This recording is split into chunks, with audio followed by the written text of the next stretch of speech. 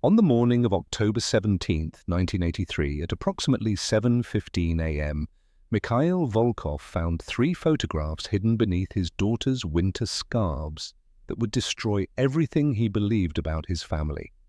Mikhail Volkov, 52 years old, senior engineer at Leningrad's Kirov plant for 28 years, his head pounded with the kind of headache that came from studying turbine specifications under fluorescent lights until well past midnight.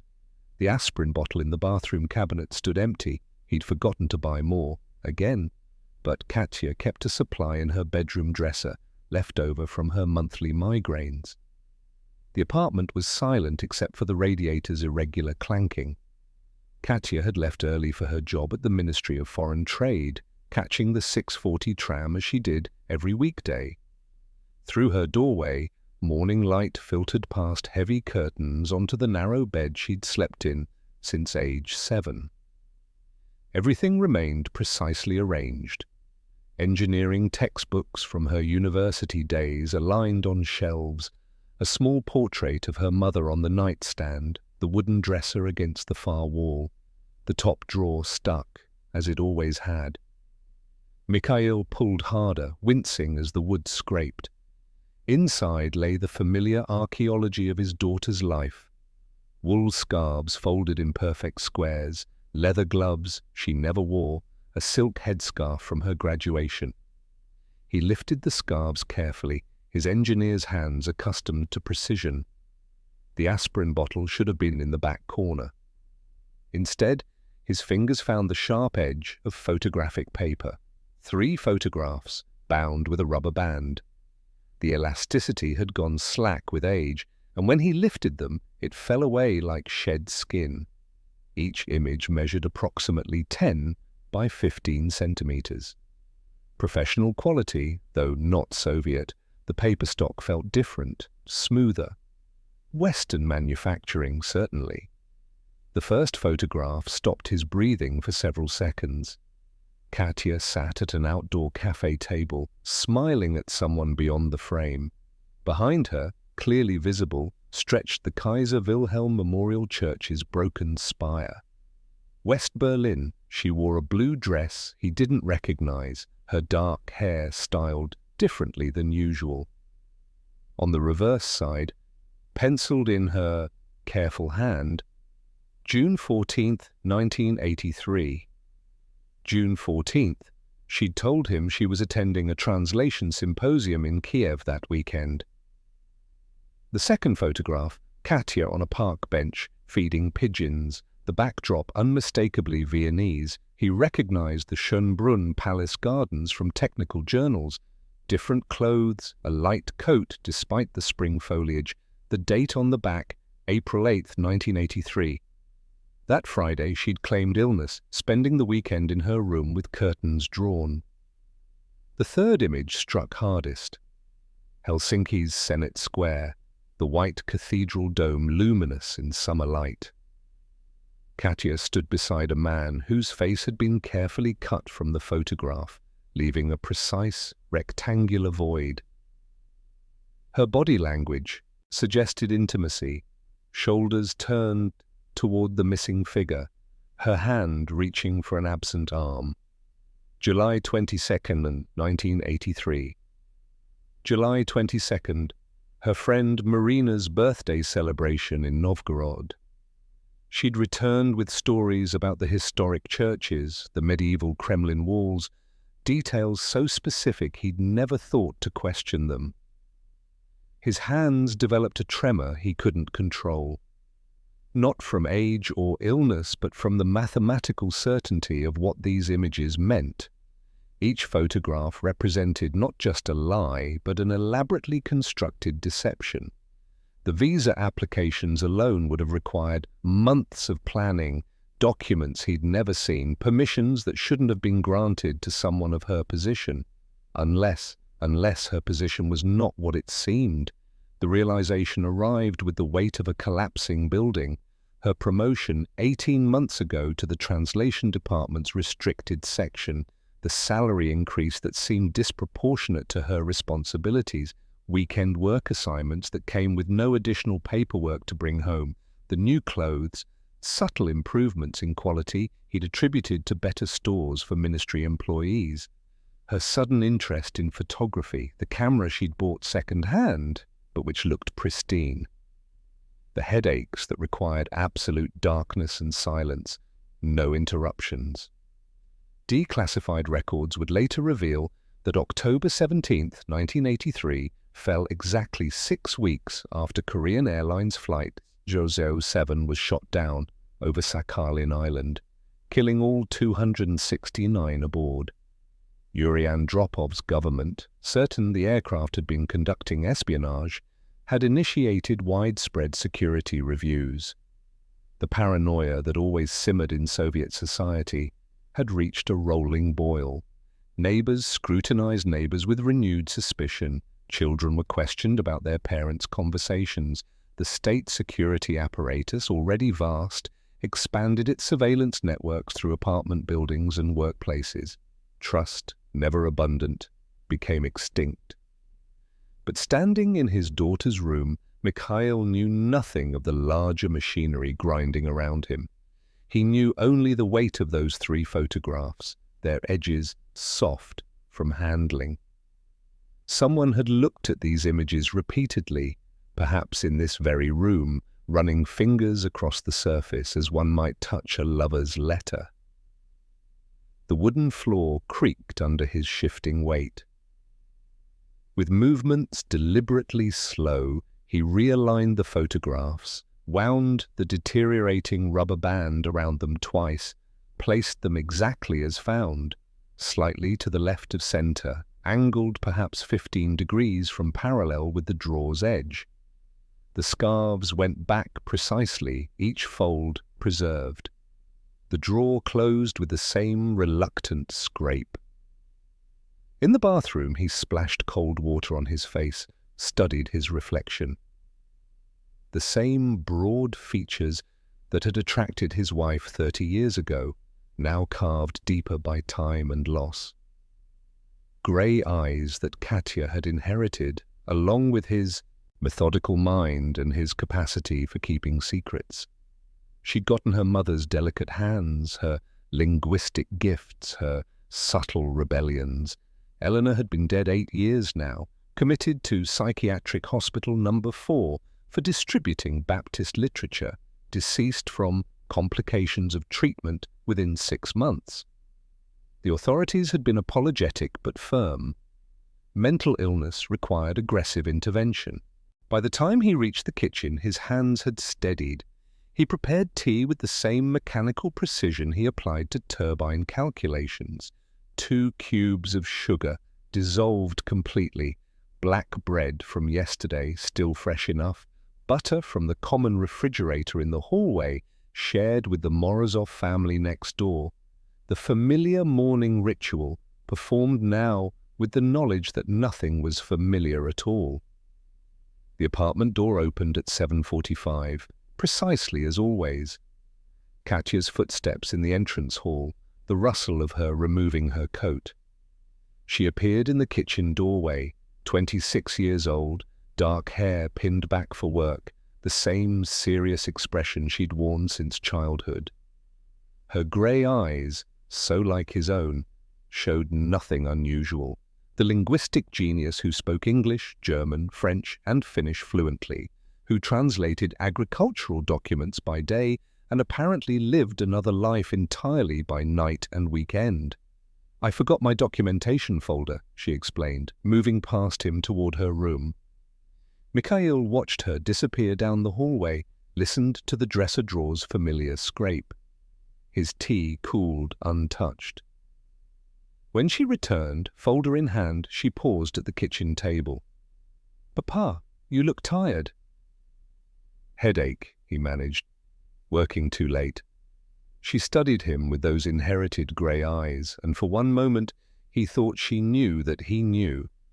But she merely nodded, collected an apple from the bowl on the counter. "Try to rest today," she said, kissing his forehead, as she had every morning since she was small enough to stand on a chair to reach him. Then she was gone, the apartment door clicking shut with finality. Mikhail remained at the kitchen table, staring at the place where she'd stood. Through the window, he watched her figure grow smaller as she walked toward the tram stop. Same route as always, same confident stride. The same daughter he'd raised alone for 8 years, who helped him through his grief, who achieved top marks at university, who spoke at her mother's funeral about love transcending death. The black bread sat untouched on his plate. She'd eaten hers with blackcurrant jam, 3 careful bites, the purple preserves staining her lips slightly, as they had when she was 7, 12, 20. The same breakfast she'd consumed perhaps 2,000 times in this kitchen, discussing schoolwork and friends, and later her career and the changing world. Every conversation, he now understood, carefully edited. Every word potentially a performance. The tremor returned to his hands as the full weight of recognition settled. Those 3 photographs hidden beneath winter scarves weren't just evidence of deception. They were proof that the daughter he'd devoted his life to protecting had become someone he'd never truly known at all. 3 years earlier, January 15th, 1980, 8:30 a.m., Katya Volkova stood before the grey, concrete edifice on Smolenskaya Sanaya Square, her breath visible in the Moscow cold, about to enter a world that would transform her from translator to traitor. The Ministry of Foreign Trade occupied 14 floors of post-Stalinist architecture, its facade offering no indication of the commerce in secrets that would soon flow through Katya's hands. 8 months of security clearances had preceded this moment. Background investigators had interviewed her neighbors in Leningrad, professors at the university, even her mother's surviving relatives in Pskov. Each reference check annotated in File 7B1203. Subject demonstrates exceptional linguistic capabilities, no detected ideological deviations. Father maintains exemplary work record at Kirov plant. Professor Dmitry Arbatov's recommendation carried particular weight. The old linguist had taught her advanced German syntax, witnessed her mastery of complex technical terminology. His letter, preserved in ministry archives, praised her mechanically precise translation of agricultural specifications and unusual capacity for maintaining context across multiple languages simultaneously.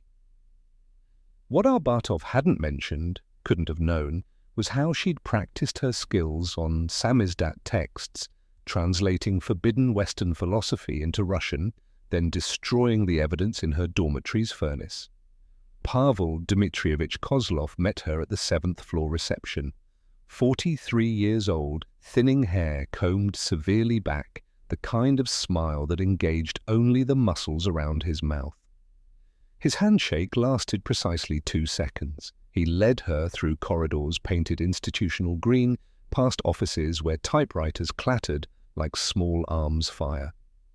"Your workspace," he announced, opening a door to a room roughly 4 meters square, one window overlooking an interior courtyard, a metal desk painted the same green as the walls, a locked filing cabinet.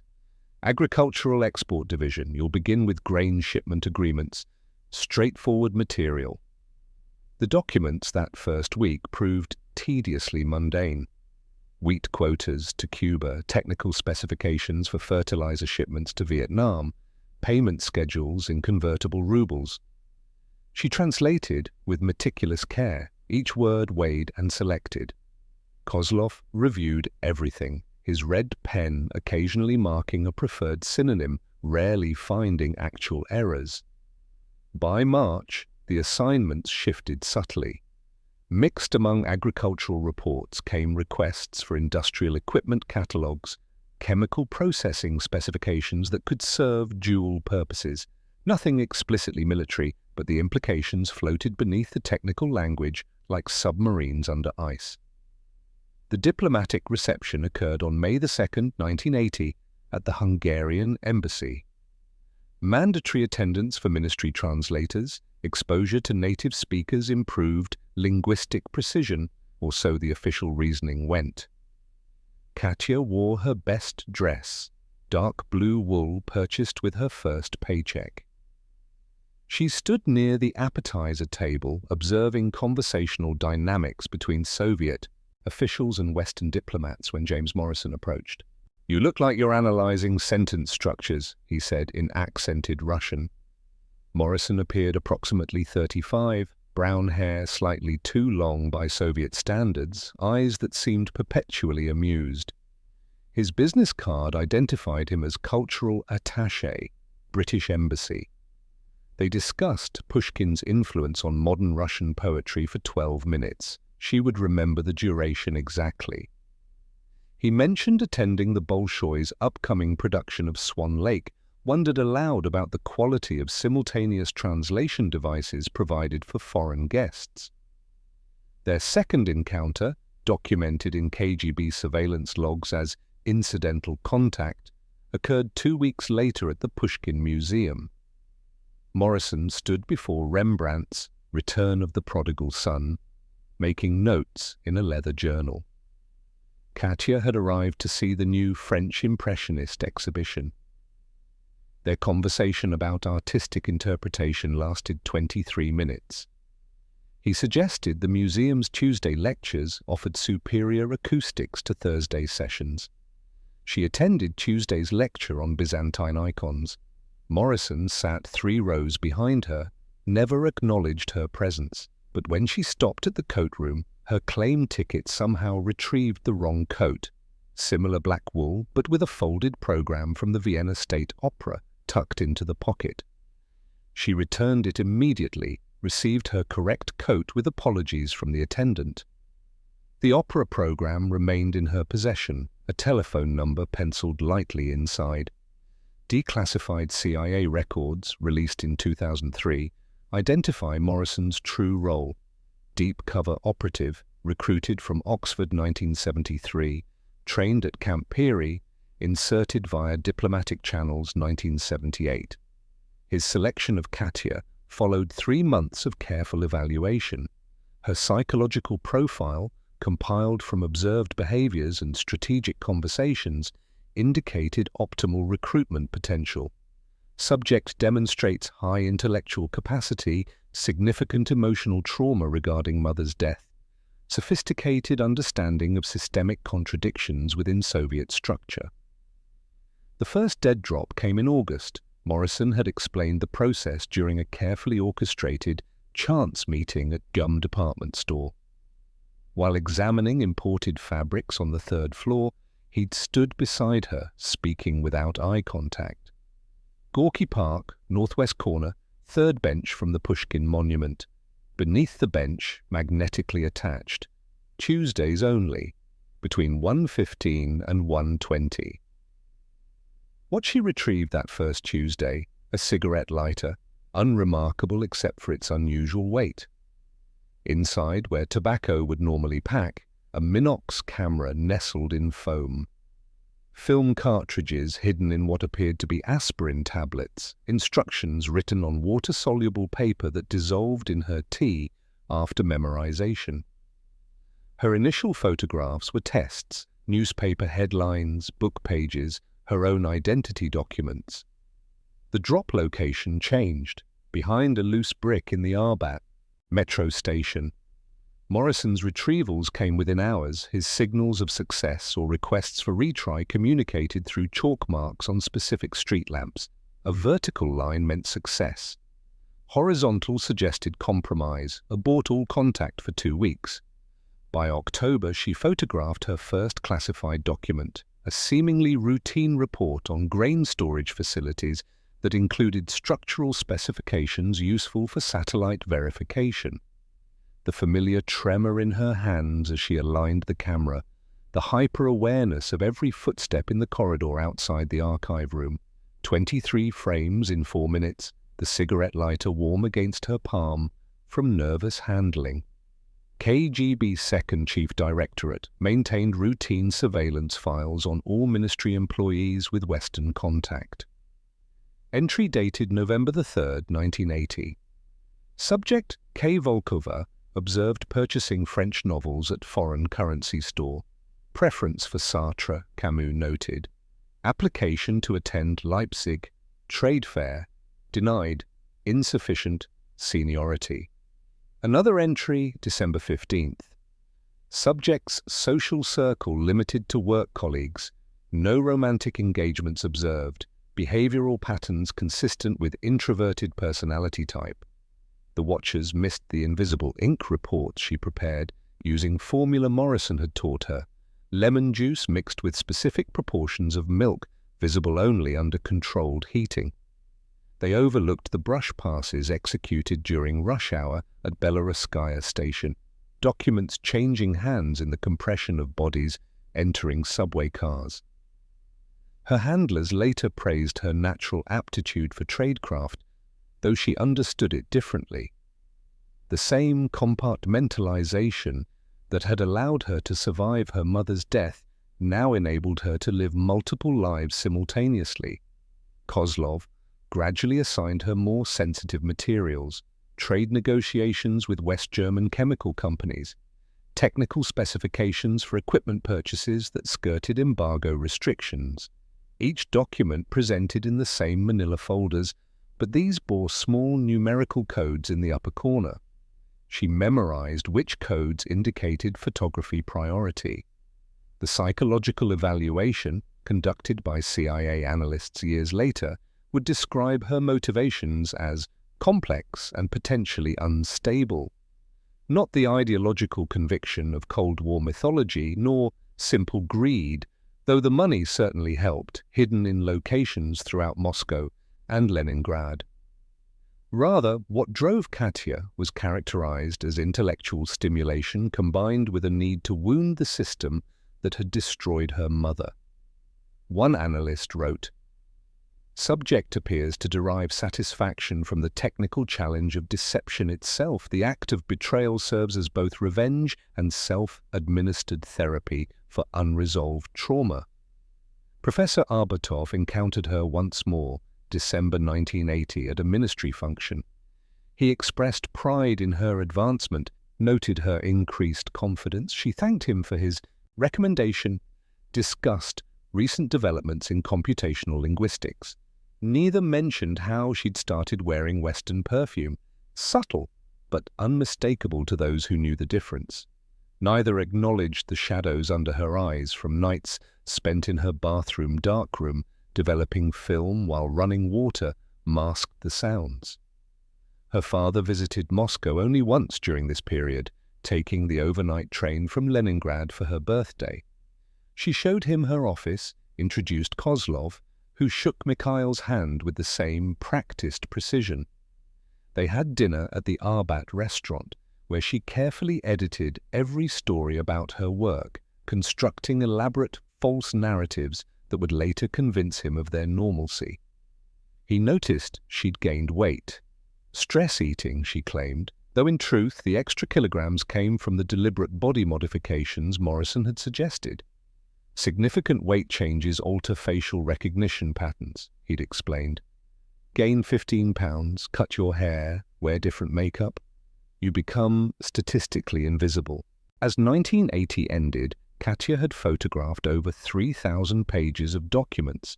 Morrison's network had received intelligence on Soviet grain purchases, indicating domestic shortfalls, chemical equipment acquisitions, suggesting weapons development, trade negotiations revealing economic vulnerabilities. She'd crossed the threshold from accidental contact to active asset, though the full implications wouldn't manifest until that October morning, 3 years later, when her father's trembling hands would discover those carefully hidden photographs. The ministry's New Year party on December 31st found her standing alone by the window, watching snow fall on Smolenskaya Sanaya Square. Kozlov approached with 2 glasses of Georgian champagne, offered one with his incomplete smile. They toasted to successful translations in the coming year. Through the glass, she could see the exact bench where Morrison had first explained the suicide pill hidden in her new watch's winding crown. A detail that would surface only in her final confession, 3 years and 10 months later. February 24th, 1983, 4:47 p.m. The first documented meeting between Katya Volkova and her CIA handler would later be reconstructed from KGB surveillance photographs, though the watchers wouldn't understand what they'd captured until months after her arrest. The counter-surveillance route had begun 3 hours earlier. Katya left the ministry at 1:30 claiming stomach distress to Kozlov, who barely glanced up from his reports. First, the metro from Smolenskaya to Teatralnaya, doubling back to Lubyanka, then north to Sokolniki, each transfer executed during peak crowds, using the compression of bodies to obscure her movements. KGB training manuals would later cite her technique as exemplary, never hurrying, never looking behind, using reflective surfaces to check for followers. From Sokolniki station, she boarded the number 14 bus heading east, rode 4 stops, exited through the rear door as it began closing. Then the 76 trolleybus south, abandoning it after 2 stops to walk through the outdoor market where vendors hawked winter vegetables. 40 minutes of seemingly random wandering, actually a precise pattern Morrison had drilled into her 2 years prior. Left at the bakery, right at the closed flower shop, straight past the militia post where officers huddled around a coal brazier. Sokolniki Park stretched white and silent under fresh snowfall. The pond where families rowed boats in summer had frozen solid, transformed into an improvised skating rink. Children in bright scarves carved unsteady circles, while parents watched from benches, thermoses of tea steaming in gloved hands. An ordinary Thursday afternoon scene that provided perfect cover. The bench stood 17 meters from the pond's edge, its green paint flaking to reveal rust beneath. Katya arrived at 4:43, brushed snow from the seat with her sleeve, settled with a book of Akhmatova's poetry she wouldn't read. The woman sat down beside her. 4 minutes later, might have been anyone's aunt, mid-40s, pleasant features, softened by weight, wearing a fox fur hat that had seen better winters. Greystone spoke Russian with a slight Baltic accent, consistent with her cover as Marta Lindqvist, textile buyer from Helsinki. CIA records, declassified in 2005, reveal her actual identity. Barbara Holstead, born Milwaukee, 1938, recruited from U.S. State Department 1969, operational in Moscow since 1981. Her handler notes described her as exceptionally capable of projecting maternal warmth while maintaining operational discipline. "The children skate beautifully," Greystone observed, unwrapping a paper packet of piroshki purchased from a park vendor. She offered one to Katya, who declined with a slight shake of her head. They sat, without speaking, for 90 seconds, watching a boy in a red coat attempt a spinning jump, landing hard on the ice. His mother rushed forward, but he stood laughing, brushing crystals from his knees. During this pause, Katya's left hand moved to her pocket, withdrew a cigarette pack. She placed it on the bench between them, angled so the brand, Cosmos, popular among ministry workers, faced the pond. Inside the pack, beneath 3 genuine cigarettes, lay a metal capsule no larger than a vitamin pill. It contained 32 frames of microfilm documenting specifications for the new K701 agricultural tractor being purchased from East Germany. The technical details appeared mundane: horsepower ratings, fuel consumption, tire pressure recommendations.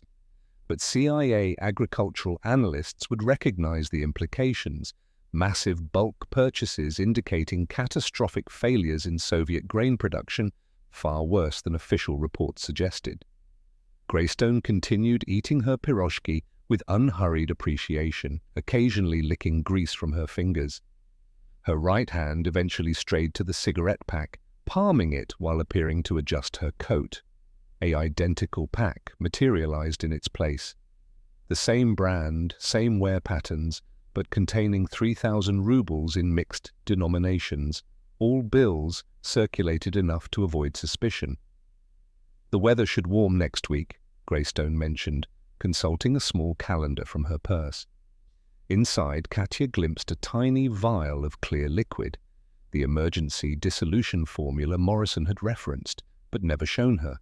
3 drops could destroy an entire roll of film in seconds, leaving only a gelatinous residue indistinguishable from spoiled developer. 2 militiamen appeared at the park's eastern entrance, their olive uniforms stark against the snow.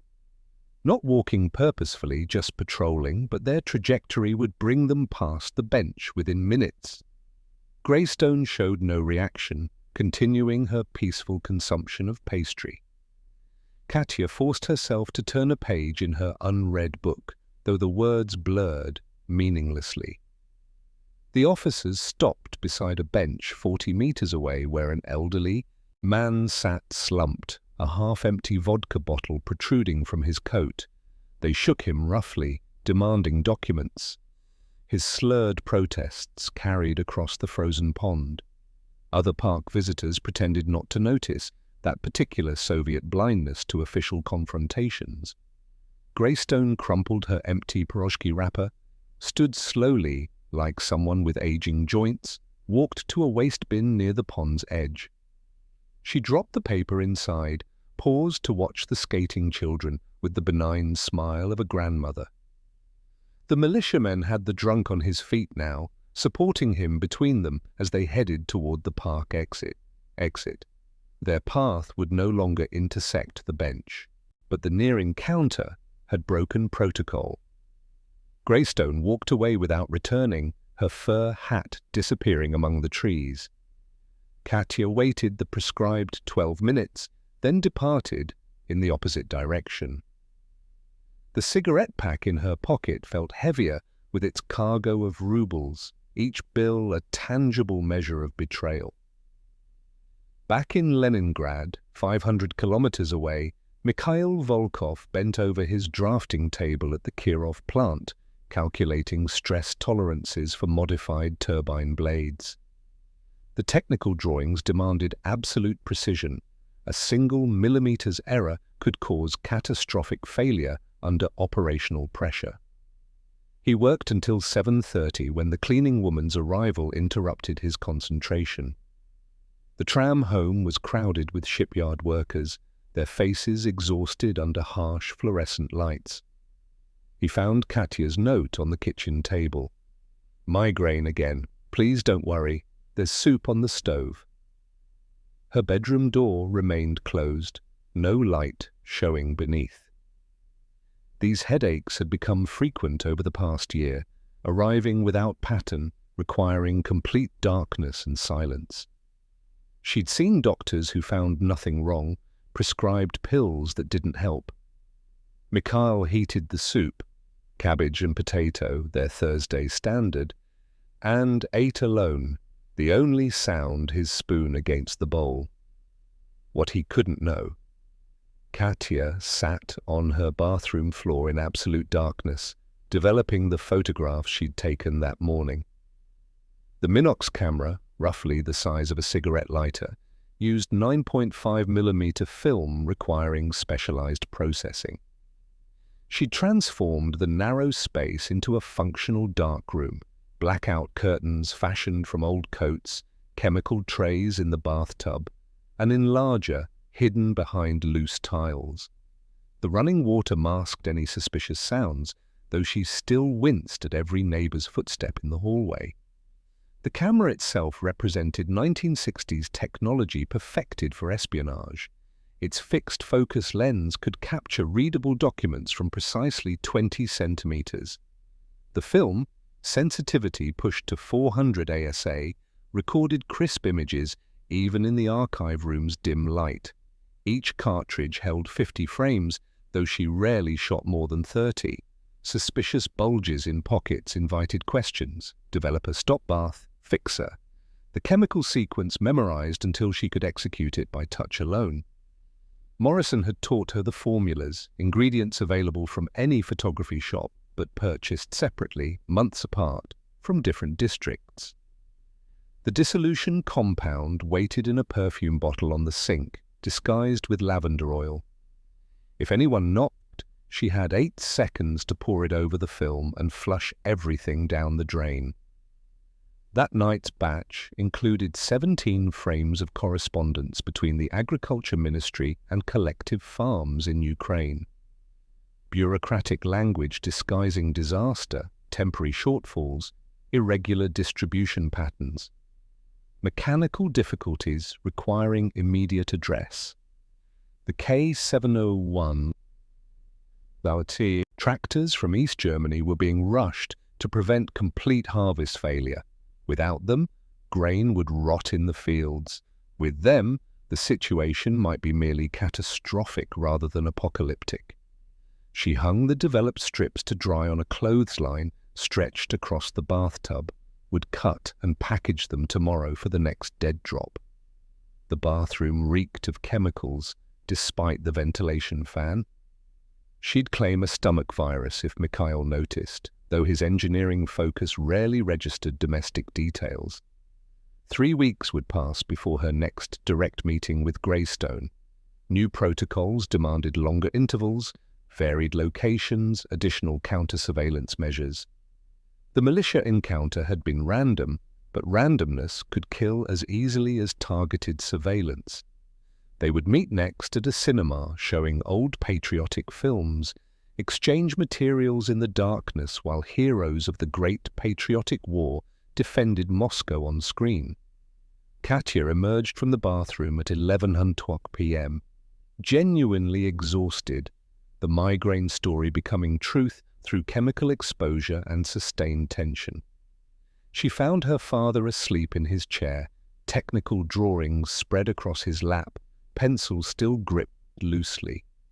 His face in repose showed every one of his 52 years, the deep lines earned through decades of precise calculations and carefully managed grief.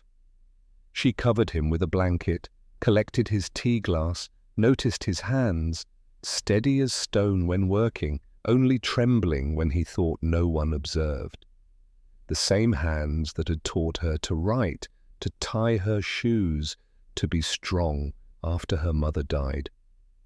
She wondered, not for the first time, what he would do when he discovered the truth. Because discovery seemed inevitable now. A mathematical certainty, like the equations he solved, just a question of when the variables would align. The film strips in the bathroom had dried. Tomorrow, she would cut them to size, hide them in a hollow lipstick tube, leave them behind a loose panel in the Park Kulturi metro station for another courier to retrieve.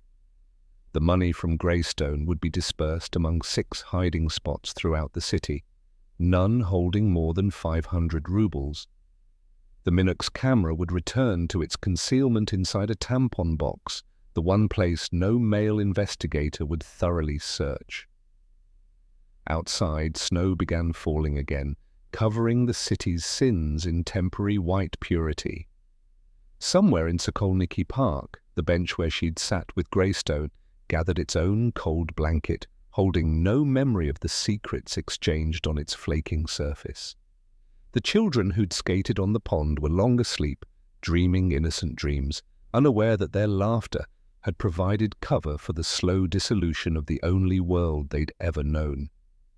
Elizaveta Petrovna Morozova had lived in apartment 4B for 34 years, long enough to know every footstep on the 5th-floor landing, every voice that echoed through the building's thin walls, every deviation from the rhythm of communal living that might signal something worth noting. 67 years old, widow of tank Colonel Sergei Morozov, hero of the Soviet Union, killed in the Prague Spring of 1968 when his unit refused orders, though the official record stated mechanical failure during training exercises.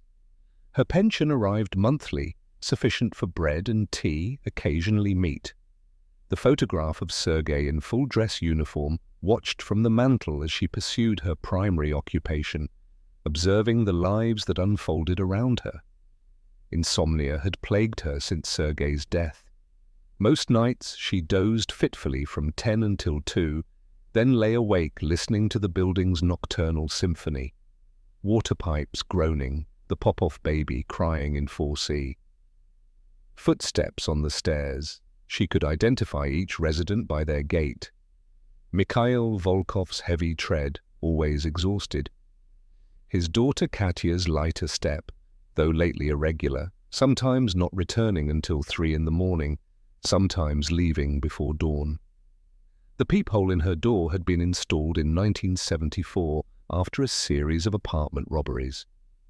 Through its fisheye lens, she commanded a distorted but comprehensive view of the hallway. She'd witnessed 1,000 small dramas through that tiny aperture, the Antonovs' marital fights spilling into the corridor. Young Denny from 4D sneaking home drunk, shoes in hand. The evolution of Katya Volkova from gangly teenager to polished ministry worker. March 1983 marked when the irregularities began accumulating beyond dismissible coincidence. Elizaveta's notebook, discovered during her apartment search after Katya's arrest, contained meticulous entries. March 3rd, 2:15 a.m. K returns, wearing coat not seen before. Dark wool, western cut? March 14th, 4:30 p.m. Man delivers package, no uniform, leaves immediately. K, home sick from work? March 19th, 11:00 p.m. K speaking on hallway telephone, very quiet. Numbers? Coordinates? The hallway telephone served all 4 fifth-floor apartments, mounted on the wall between 4A and 4B. Its location meant Elizaveta heard every conversation through her door, though most residents assumed privacy in the dim corridor. She'd listened to Mikhail arrange delivery of technical manuals, heard the Popovs argue with relatives about money, eavesdropped on Denny's fumbling romantic arrangements. Background noise in the symphony of communal existence. Until April 7th, 1:00 a.m. The telephone rang, unusual for the hour. Elizaveta pressed her ear to the door, heard Katya answer in Russian. "Hello?" A pause. Then, in accented but fluent English, "No, you have the wrong number." The caller apparently persisted because Katya repeated, still in English, "I said wrong number. There is no one by that name here." The receiver clicked down hard. Elizaveta's English extended only to phrases learned from war films, but she recognized the language, the fluency that shouldn't exist in a simple translator of agricultural documents. She made careful notes, returned to bed, lay awake until dawn, constructing explanations that didn't involve the obvious conclusion. More observations accumulated through spring. April the 20th, a woman visited Katya, approximately 40 years old, expensive shoes visible beneath a modest coat. They spoke too quietly to overhear, but the woman departed, carrying an envelope Katya had prepared.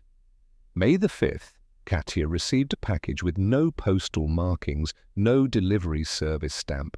The young man who brought it wore Soviet clothes but moved wrong, too upright, shoulders back like Americans in films. May 18th introduced another variation. The telephone rang at 11:30 p.m. Katya answered, listened, said only, "Understood. Tuesday, not Thursday." She hung up without goodbye. Elizaveta noted the caller hadn't identified themselves, nor had Katya asked who was speaking. The packages continued. Brown paper, string-tied, no return address. Delivered at odd hours by different people who never quite looked properly Soviet despite their careful clothing choices. Something in their posture, their too direct gazes, the way they smiled with too many teeth showing. Elizaveta catalogued each delivery, each departure, building her case like a prosecuting attorney, though she hadn't yet decided whether to present it. June brought escalation. Katya's schedule became entirely unpredictable, gone for entire weekends with no explanation to her father, returning at dawn on weekdays, claiming overtime at the ministry. The telephone calls increased, sometimes 3 in one night, always the same pattern.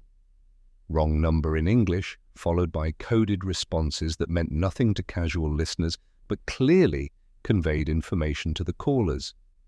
Elizaveta had lived through Stalin's terror, remembered neighbors vanishing overnight, accusations based on whispers and suppositions. She understood the weight of denunciation, its irreversible momentum once set in motion. But she also remembered Sergei's voice reading Pravda aloud, explaining how enemies of the state appeared as ordinary citizens, how vigilance was every Soviet's duty. The breaking point arrived July the 6th. Through her peephole, Elizaveta watched Katya accept a package from a man whose face she recognized, the cultural attaché from the British Embassy. His photograph had appeared in Izvestia during coverage of a diplomatic reception. He shouldn't know where Katya lived, shouldn't be delivering packages to a mid-level translator, shouldn't disappear so quickly down the stairwell, taking steps 3 at a time. July 8, 1983, 10:00 a.m. Elizaveta wore her best dress, the one reserved for Victory Day celebrations. The district party office occupied a former mansion on Nevsky Prospect, its revolutionary grandeur diminished by decades of bureaucratic neglect. She waited 90 minutes on a wooden bench that groaned under every shift of weight, watching clerks process forms with the enthusiasm of workers counting days until Balmor pension. The clerk who finally called her forward couldn't have been 30, acne scars poorly concealed by patchy beard growth. His desk nameplate read VP Smirnov, and his expression suggested profound boredom with whatever complaint another elderly citizen had brought to waste his morning. Elizaveta began carefully describing unusual activities without direct accusation. Smirnov's pen moved desultorily across a form, recording her address, pension number, late husband's service record. His attention wandered to papers on adjacent desks, to the clock showing 3 hours until lunch break. Then she spoke the sentence that changed his posture entirely. She receives telephone calls and speaks in English, but tells the caller she has the wrong number. Smirnov's pen stopped moving. He looked up, really seeing her for the first time. English? You're certain? My husband fought alongside British units during the war. I know English when I hear it. The person you're describing, she works where? Ministry of Foreign Trade, Translation Department. Smirnov excused himself, returned 12 minutes later, accompanied by an older man in a better suit. They asked her to repeat everything, took detailed notes, had her sign a statement. They thanked her for her vigilance, assured her the matter would receive appropriate attention, gave her a receipt with a case number, M7834. KGB Second Chief Directorate received Smirnov's report that afternoon. By evening, preliminary surveillance authorization was drafted. July 11th, Major Yuri Fedorovich Androsov received his assignment, establish surveillance on subject KV Volkova, determine extent of suspected foreign contact, identify all associates and communication methods. Androsov, 41 years old, had spent 15 years in counterintelligence. His case files included 3 expelled diplomats, 2 turned assets, and 1 execution.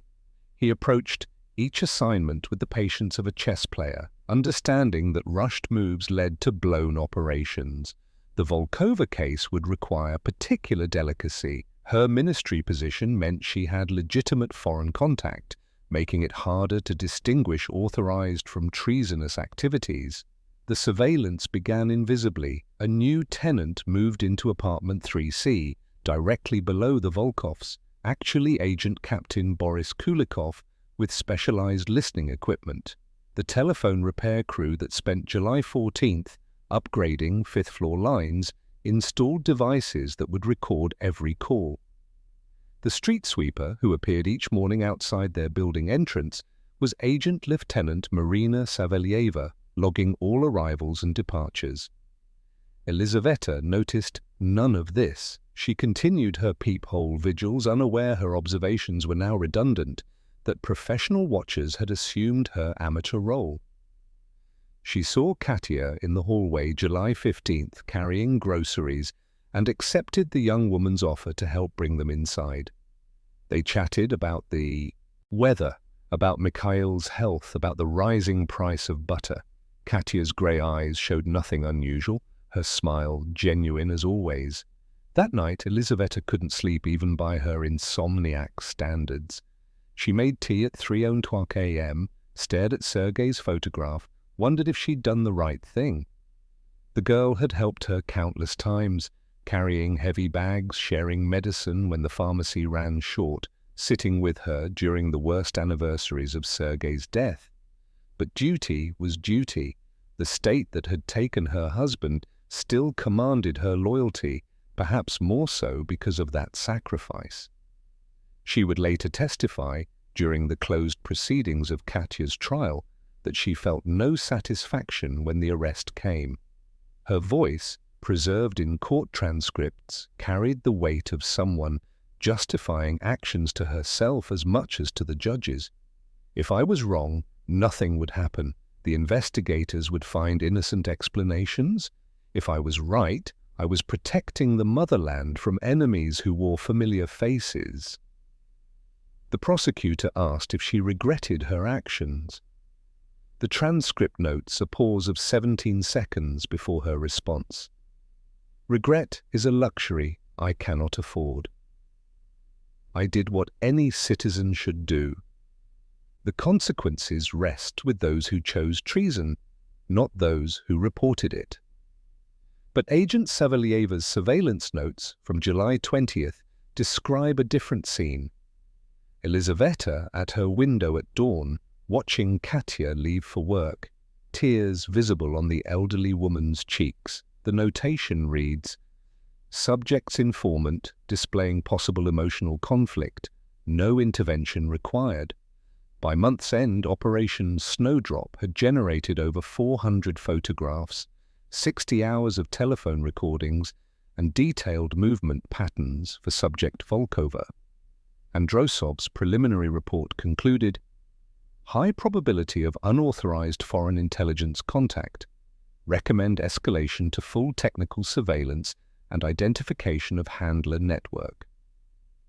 Elizaveta Petrovna Morozova had set in motion machinery that would grind forward with bureaucratic inevitability. She would receive a commendation for vigilance, a small increase in her pension, a medal she would never wear. She would continue living in apartment 4B for 7 more years, until pneumonia claimed her in the winter of 1990. Her neighbors would remember her as the woman who watched too much, said too little, and aged a decade in the months following Katya Volkova's arrest. The peephole in her door would be painted over by the next tenant, its view of the 5th-floor hallway finally, mercifully obscured. August 1st, 1983, Operation Snowdrop shifted from preliminary observation to comprehensive surveillance, 3 teams rotating in 8-hour shifts, their designations chosen from the predator's alphabet: Wolf, Bear, and Eagle. Agent Captain Boris Kulikov led Wolf Team from his position in apartment 3C, directly beneath the Volkovs. His equipment, installed during July's gas inspection, included contact microphones pressed against the ceiling, telephone intercepts, and a direct tap into the building's electrical system that revealed when specific lights turned on or off.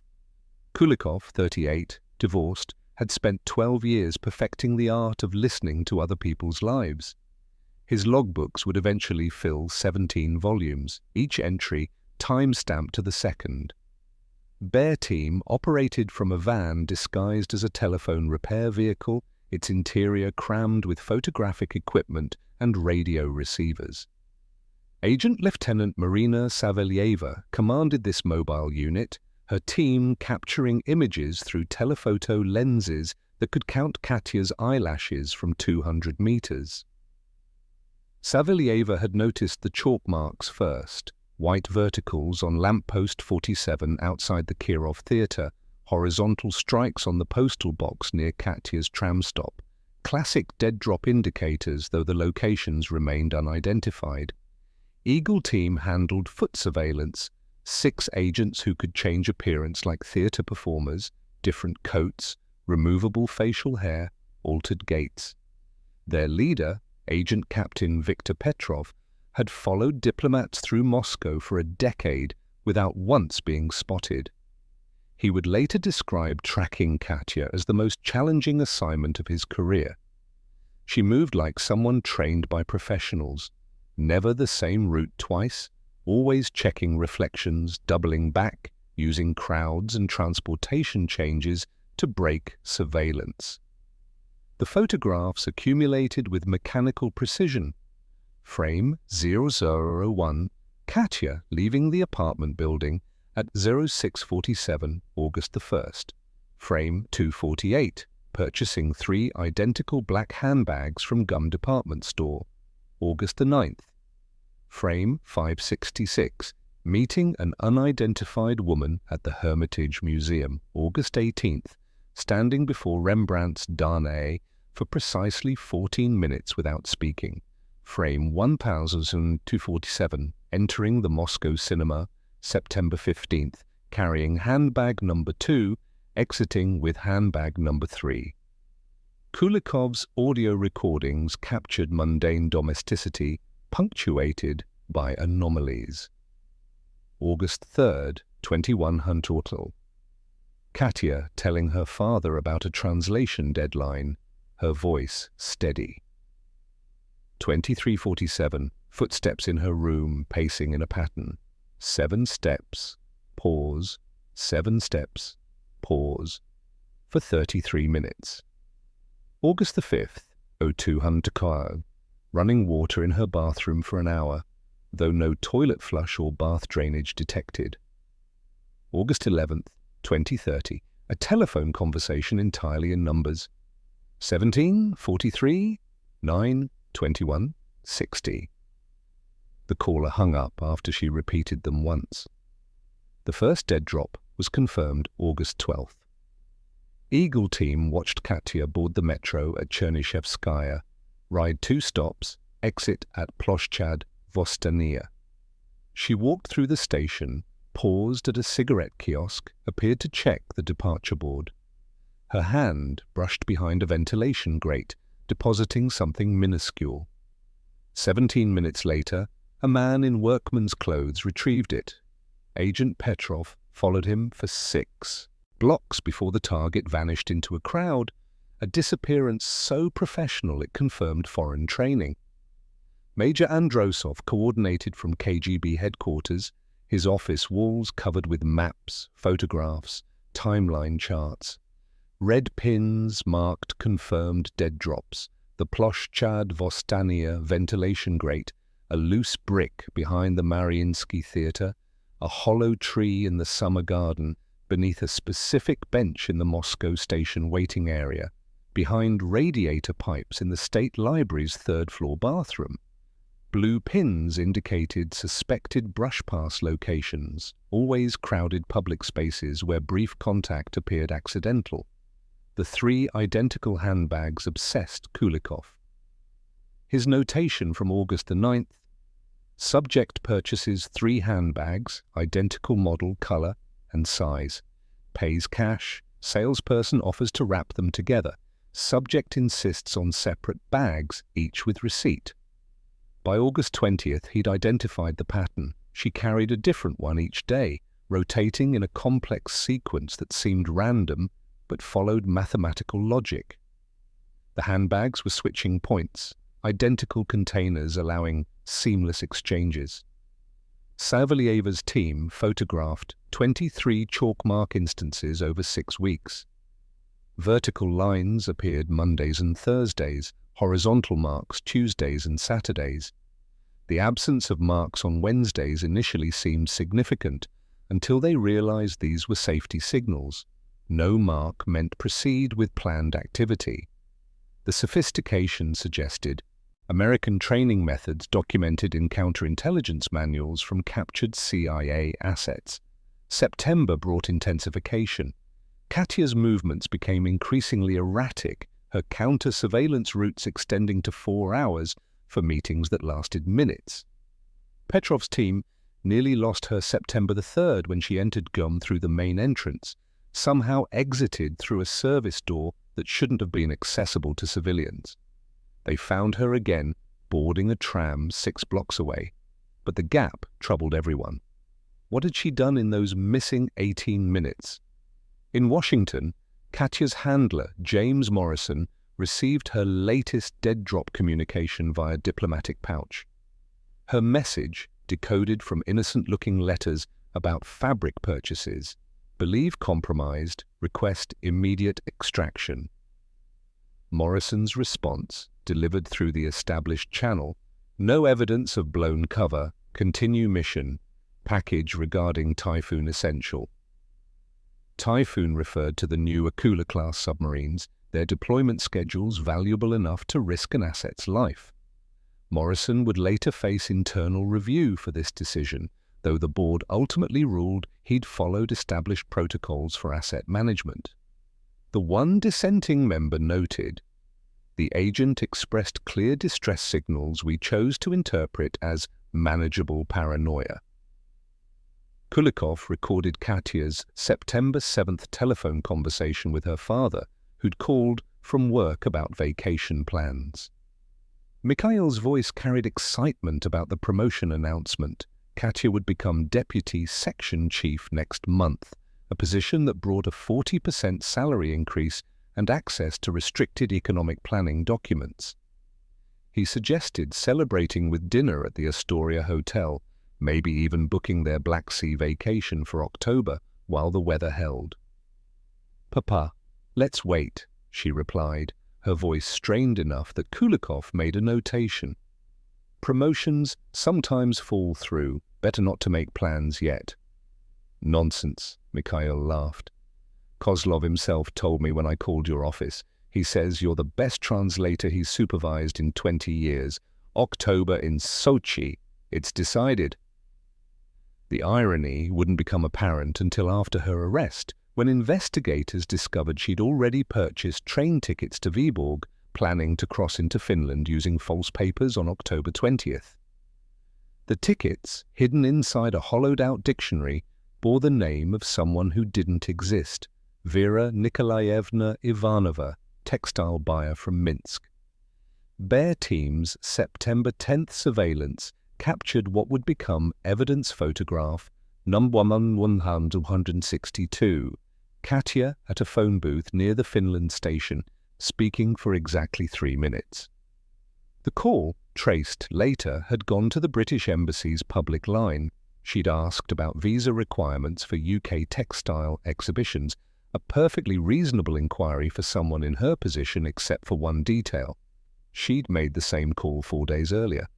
From a different phone booth, repetition meant confirmation, a signal that extraction was urgently needed.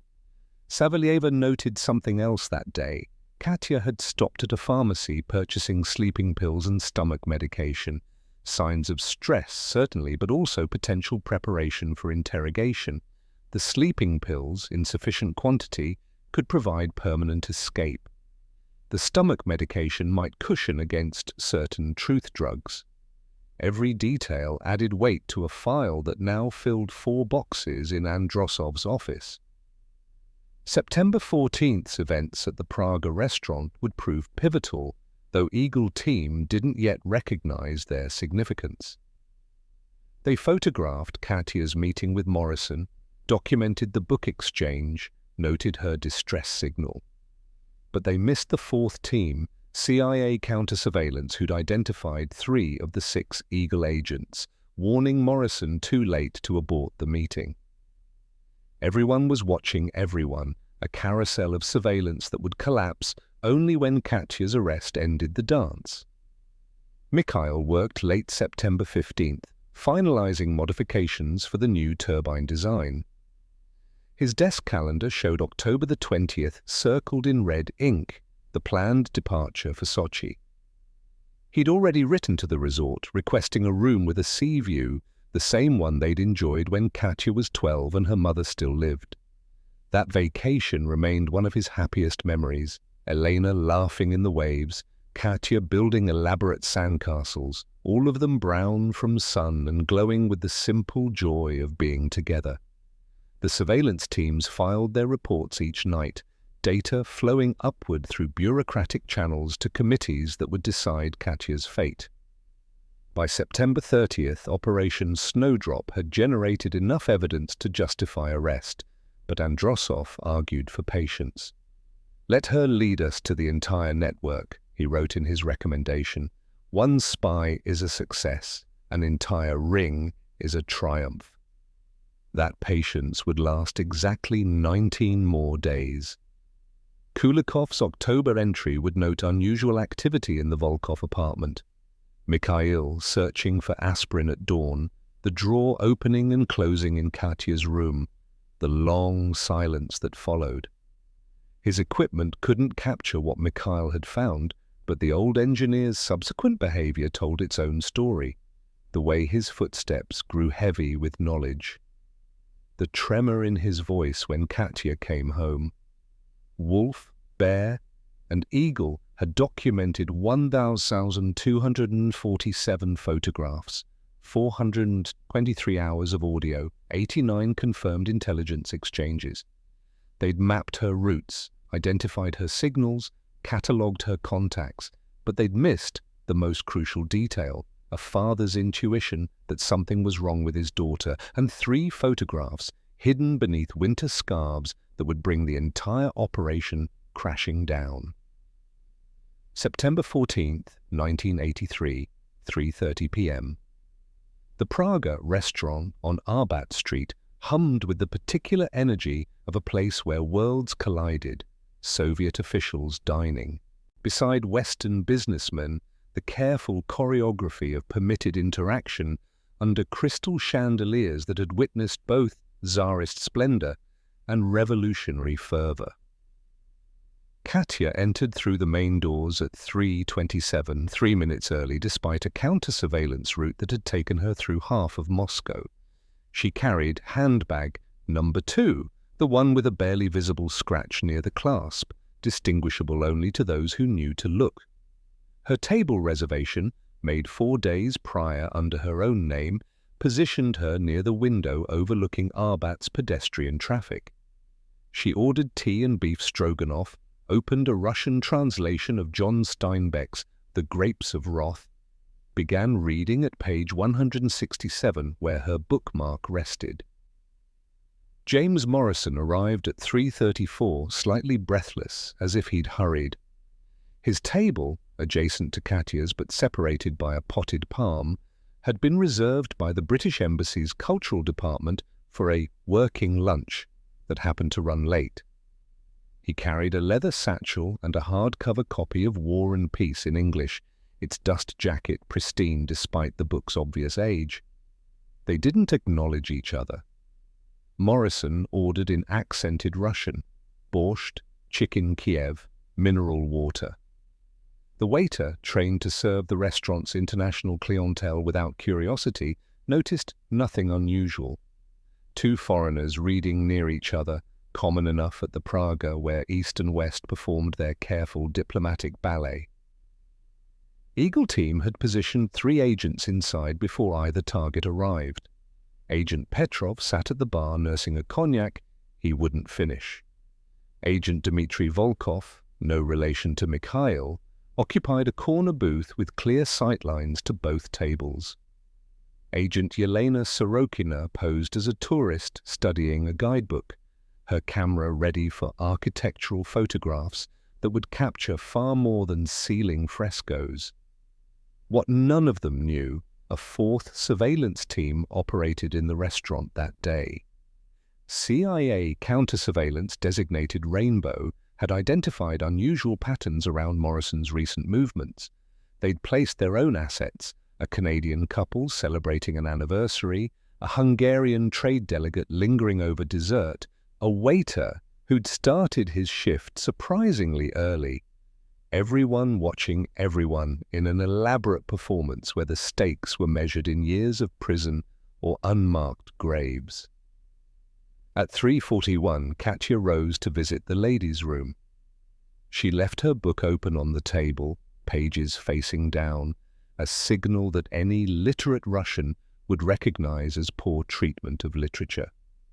Morrison continued eating his borscht with methodical attention, occasionally glancing at his own book as if comparing translations.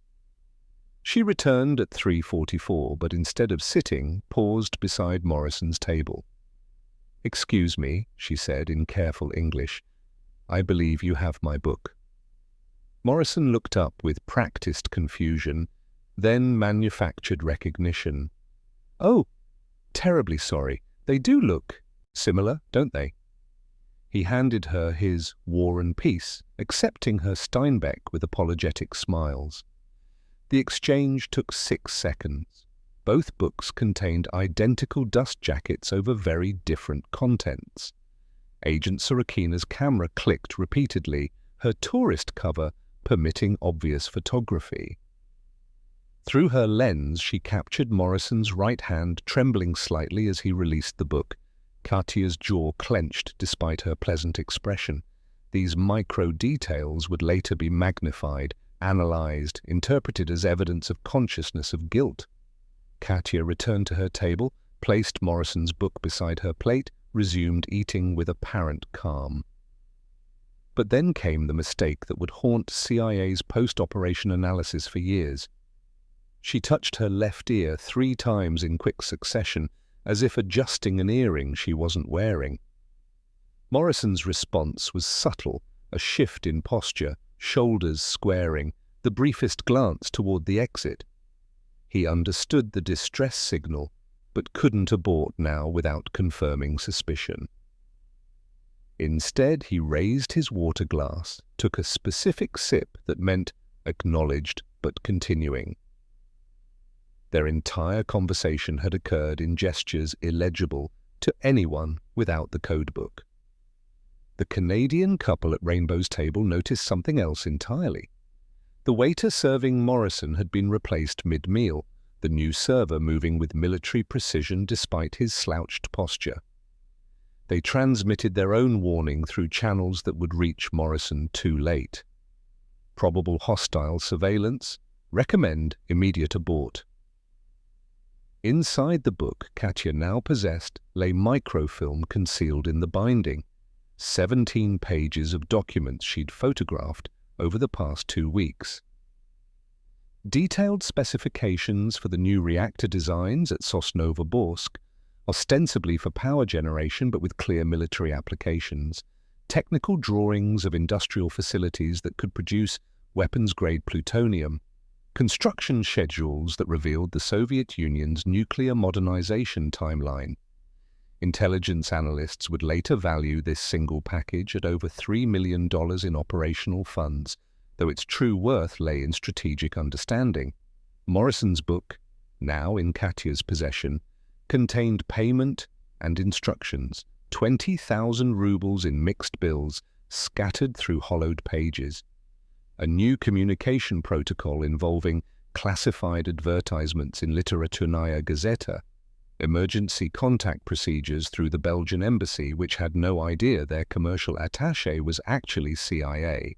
Most crucially, a single sentence in invisible ink on page 244, extraction authorized October 20th via Finland. Agent Petrov noticed the kitchen door opening repeatedly, unusual for this hour between lunch and dinner service. Through the gap, he glimpsed someone who might have been KGB Colonel Dmitry Alexandrov, though later testimony would remain inconclusive. If Alexandrov was present, it meant second. Chief Directorate leadership was watching in real time, deciding whether to roll up the entire operation immediately. Katya finished her meal with deliberate normalcy, even ordering tea and honey cake for dessert. The cake arrived with a small pitcher of cream she didn't touch, lactose intolerance noted in her medical files. Morrison called for his bill at 4:07, paid with embassy-issued rubles, left a tip precisely 15% as specified in diplomatic guidelines. He departed first, the War and Peace tucked under his arm, walking with the measured pace of someone with nowhere urgent to be. She remained another 17 minutes, reading the book he'd left, occasionally making notes in a small journal. Agent Sorokina photographed each notation, though they'd proved to be genuinely about Steinbeck's narrative techniques. Katya's ability to maintain authentic cover activities while conducting espionage would be cited in training materials for years afterward. The debate began before either of them left the restaurant. Colonel Alexandrov, if he was indeed present, placed a call from the kitchen telephone to KGB headquarters. Major Androsov answered on the second ring, listened to the rapid briefing, faced the decision that would define Operation Snowdrop's conclusion. Arrest now, with clear evidence of document exchange, or continue surveillance to identify the entire network. Arguments for immediate arrest. They had photographed the book exchange, witnessed clear tradecraft signals could catch Katya with payment and documents in her possession. Morrison's diplomatic immunity meant he'd escape, but she'd face the full weight of Soviet justice. Clean, simple, conclusive. Arguments for patience. The October 20th extraction date suggested a final massive intelligence transfer. The Belgian embassy connection remained unexplored. Other assets might expose themselves attempting to assist or replace Katya. The network's full extent remained unknown. Androsov chose patience, a decision that would face scrutiny during his performance review. "We have her whenever we want her," he reasoned to his superiors. "Let's see who else swims into our net." Eagle Team followed Katya from the restaurant through another elaborate counter-surveillance route. She took the metro to Belaruskaya, emerged, walked 3 blocks, descended into a different entrance, doubled back 2 stations. Agent Sorokina nearly lost her at Pushkinskaya when Katya slipped through closing doors at the last second. They relocated her only because Agent Volkov had predicted she'd surface at Mayakovskaya. Her established pattern included using that station's multiple exits for surveillance detection. Morrison took his own circuitous path back to the British Embassy. Bear Team photographed him stopping at 3 locations, checking for chalk marks that weren't there, leaving his own at a predetermined lamppost, a diagonal line indicating successful exchange but compromised security. Within hours, every CIA asset in Moscow would know to suspend operations, destroy non-essential materials, prepare for possible evacuation. The microfilm from Katya's package reached CIA analysis within 48 hours via diplomatic pouch. The intelligence proved even more valuable than initial assessment suggested. The reactor specifications revealed fundamental flaws that could be exploited. Construction timelines indicated resource shortages, and personnel assignments exposed which scientists were considered politically reliable versus technically competent. One analyst noted, "This single exchange advanced our understanding of Soviet nuclear capabilities by approximately 18 months. At 7:00 p.m. that evening, Katya returned home carrying the hollowed book in handbag number 2. She greeted her father, who was reviewing turbine specifications at the kitchen table. They discussed his day, a successful test of the modified design, praise from his supervisor, the possibility of a commendation.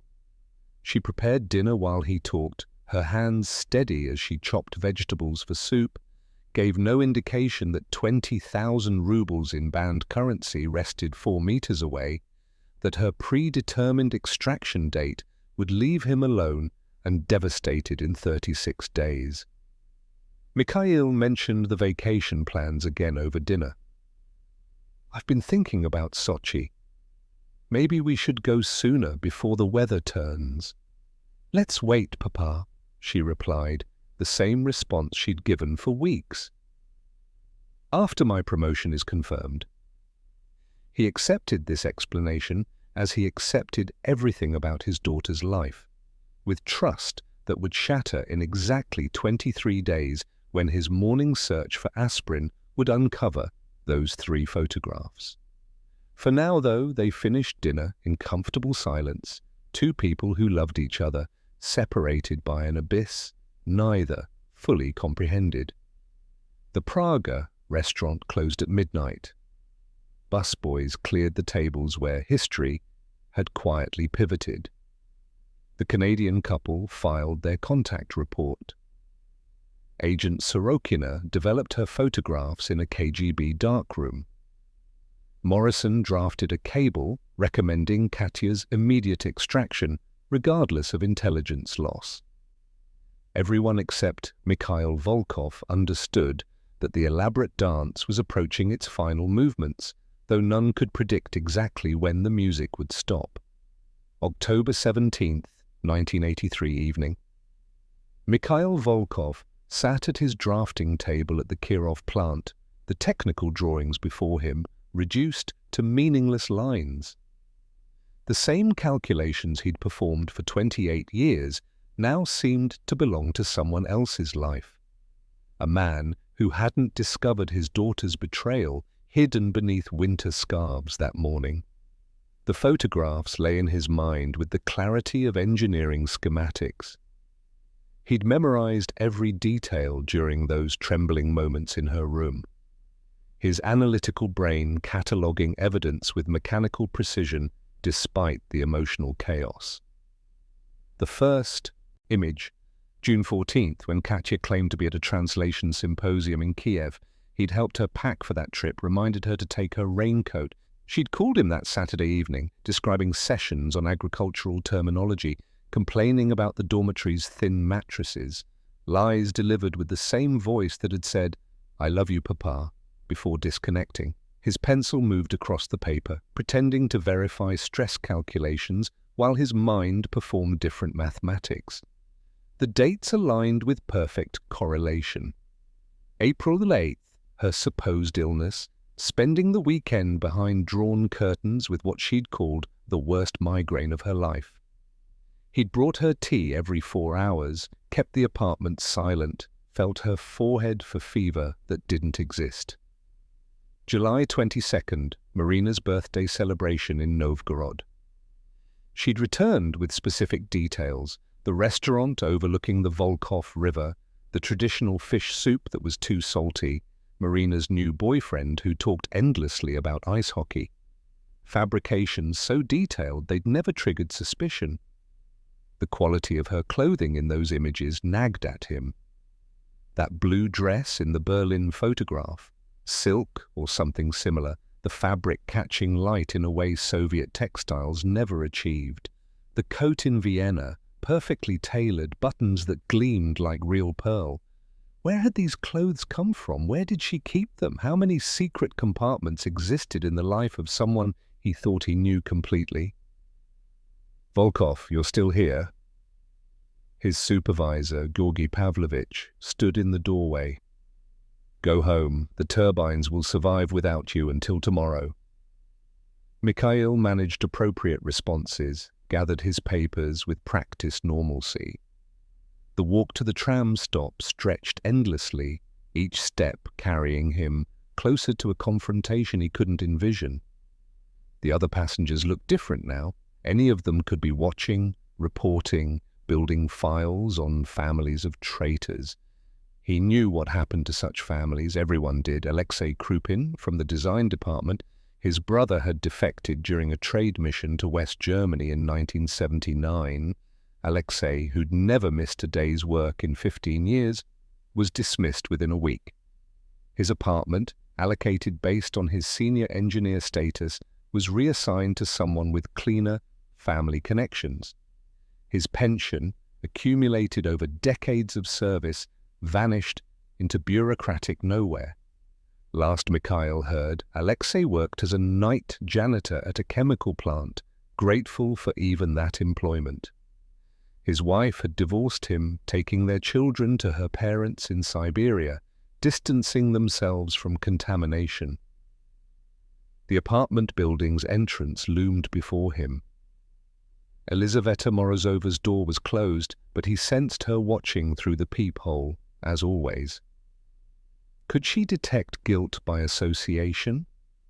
Would she report his nervous hesitation on the stairs, the way he gripped the banister like a drowning man? Inside, Katya had prepared dinner, kotlety with buckwheat, cucumber salad, the black bread he preferred. She moved around the kitchen with familiar efficiency, humming something he didn't recognize. Western? Had she always hummed Western melodies and he'd simply never noticed? "How was your day, Papa?" Her grey eyes, so like his own, showed only normal concern.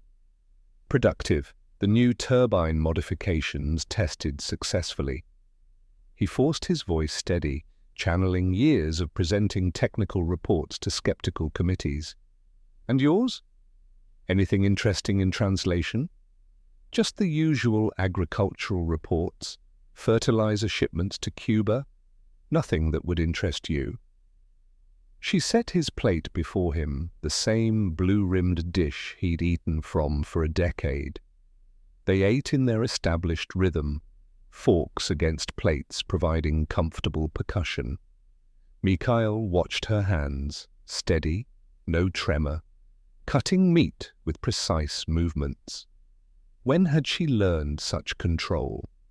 Was this taught like languages or developed through necessity? "I was thinking," he began carefully, "about that conference you attended in June in Kiev. Did you ever receive the proceedings? You mentioned they would send documentation." "Oh, those arrived weeks ago. Terribly boring stuff. I filed them at work. Smooth, immediate, no hesitation." He tried another angle. "Your friend Marina, how is she? You haven't mentioned her recently." "She's well. Busy with her new position at the Education Ministry. We keep meaning to meet, but our schedules never align." Katya took a sip of water, swallowed normally. "Perhaps we could invite her to dinner. I haven't seen her since, when was it, that birthday celebration in July?" The briefest pause. A micro flinch around her eyes that someone not looking wouldn't notice. But Mikhail was looking now, seeing his daughter through the lens of those 3 photographs. "That would be nice," she managed. "I'll ask about her availability." He pushed further, knowing it was dangerous but unable to stop. "I've been thinking about Vienna for vacation. I know it's impossible, but wouldn't it be wonderful? The architecture alone, I've seen photographs in technical journals. The Ringstrasse, St. Stephen's Cathedral. Have you ever seen pictures?" There it was, fear, naked and immediate, before she could mask it. Her pupils dilated, the pulse in her throat accelerated. Her hand, holding the fork, developed the faintest tremor before she set it down deliberately. "Vienna? Why Vienna, suddenly?" Her voice pitched slightly higher, though she fought to control it. "No reason, just an old man's dreaming. Paris would be nice too. Or Helsinki. I heard they have beautiful summers." Each city name struck her like voltage through wire. She stood abruptly, began clearing dishes, though they hadn't finished. "I have a headache starting. The one from this morning is returning." "Of course. Rest. I'll clean up." She kissed his forehead, the same gesture from evening of her childhood, but now it felt like Judas in the garden. Her footsteps on the stairs came faster than usual. The bedroom door closed with uncommon firmness. Mikhail remained at the table, staring at the remnants of their meal. Through the ceiling, He heard her pacing, 7 steps to the window, 7 steps back, the floorboards creaking their familiar complaint. The pattern continued for an hour, stopped, resumed. At 11:00 p.m., water ran in her bathroom. At midnight, more pacing. At 1:00 a.m., her door opened. She descended halfway down the stairs, paused, returned to her room. The pacing resumed. He made tea, sat in his chair, weighed options with the same methodology he applied to engineering problems. Option 1. Report her immediately. Tomorrow morning, walk to the district party office, present the photographs, demonstrate his loyalty by betraying his blood. Perhaps they'd show mercy, allow him to keep his position, his apartment, some fragment of his pension. He would live, knowing he'd signed his daughter's death warrant. Option 2, stay silent. Pretend he'd never found those photographs. Let whatever was happening continue to its inevitable conclusion. When they came for her, and they would come, he understood that with mathematical certainty. Claim complete ignorance. But would they believe him? A senior engineer, trained to notice tiny discrepancies, living with a traitor and seeing nothing? He'd be deemed either complicit or incompetent. Neither verdict offering mercy. Option 3. Confront her directly. Force the truth from her lips. Then, what? Tell her to run? Help her escape? That would make him not just the father of a traitor, but a traitor himself. Or perhaps she'd deny everything, construct elaborate explanations, gaslight him into doubting what he'd seen with his own eyes. At 2:00 a.m., a new sound from above, drawers opening, closing, the wardrobe door creaking. Was she packing, destroying evidence, preparing to flee before dawn? He stood, took 3 steps toward the stairs, stopped. If she was preparing to run, should he stop her or help her? The pacing resumed at 2:30, continued until 3:00, then sudden silence. Either she'd finally exhausted herself or made some irreversible decision. Mikhail remained in his chair, watching the ceiling as if he could see through it to understand what his daughter had become. He thought of Elena, dead 8 years now. Would she have seen the signs earlier? Her religious faith, which the state had deemed mental illness, had given her insights he'd never possessed. She'd once told him that people contained multitudes, that the person you loved and the person they truly were might be strangers to each other. He'd dismissed it as mystical nonsense then. Now, in the darkness before dawn, her words seemed prophetic. The apartment's silence pressed against his ears. Somewhere in the building, a baby cried briefly, was comforted, quieted. Normal families living normal lives. Unaware that 5 floors above them, a father sat calculating whether to destroy his daughter or be destroyed alongside her. By 4:00 a.m., Mikhail had made his decision, though he wouldn't acknowledge it consciously. For 2 more days, he would do nothing. Not from love or loyalty or even cowardice, but from a kind of emotional paralysis that resembled the shock that follows traumatic injury. He would go to work, perform his calculations, return home, eat dinner with his daughter, and pretend that those 3 photographs didn't exist. He would watch her lie, note her fear, catalogue her deceptions, and wait for the inevitable machinery of the state to grind forward on its own momentum. Because surely someone else must know. Those photographs hadn't taken themselves. Whoever she was meeting, whatever she was doing, others were involved. The state's eyes were everywhere. Elizaveta Morozova proved that with her constant peephole vigilance. Someone, somewhere was building a case. His discovery was probably redundant, the photographs merely personal confirmation of official suspicion. At 5 a.m, Katya's door opened. Her footsteps descended the stairs carefully, as if testing each step's solidity. She found him in his chair, fully dressed, staring at nothing. "Papa, did you sleep here?" "Couldn't sleep, thinking about the turbine project." She studied his face with those inherited grey eyes, searching for truth he wouldn't offer. "You work too hard." "Perhaps." They stood there, father and daughter, each knowing the other was lying, neither able to bridge the gulf that had opened between them. She made tea, he pretended to drink it. She returned to her room to dress for work. He remained in his chair. The morning light crept through the windows, illuminating a home that would never feel safe again. October 19th, 1983, 10:30 p.m. 2 days had passed since Mikhail's discovery. 48 hours of performed normalcy that had drained him more than 28 years of engineering work. Now, with the apartment empty except for father and daughter, the pretense would end. Katya sat at the kitchen table reviewing translation documents or appearing to. Her pen moved across the pages, but Mikhail noticed she'd been on the same paragraph for 10 minutes. He stood at the counter, washing already clean dishes, gathering courage that felt more like resignation.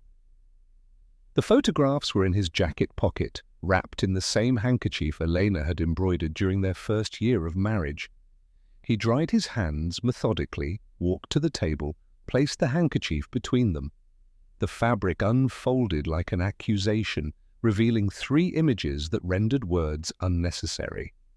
Katya's pen stopped moving, her eyes fixed on the photographs, West Berlin, Vienna, Helsinki, and he watched her face transform.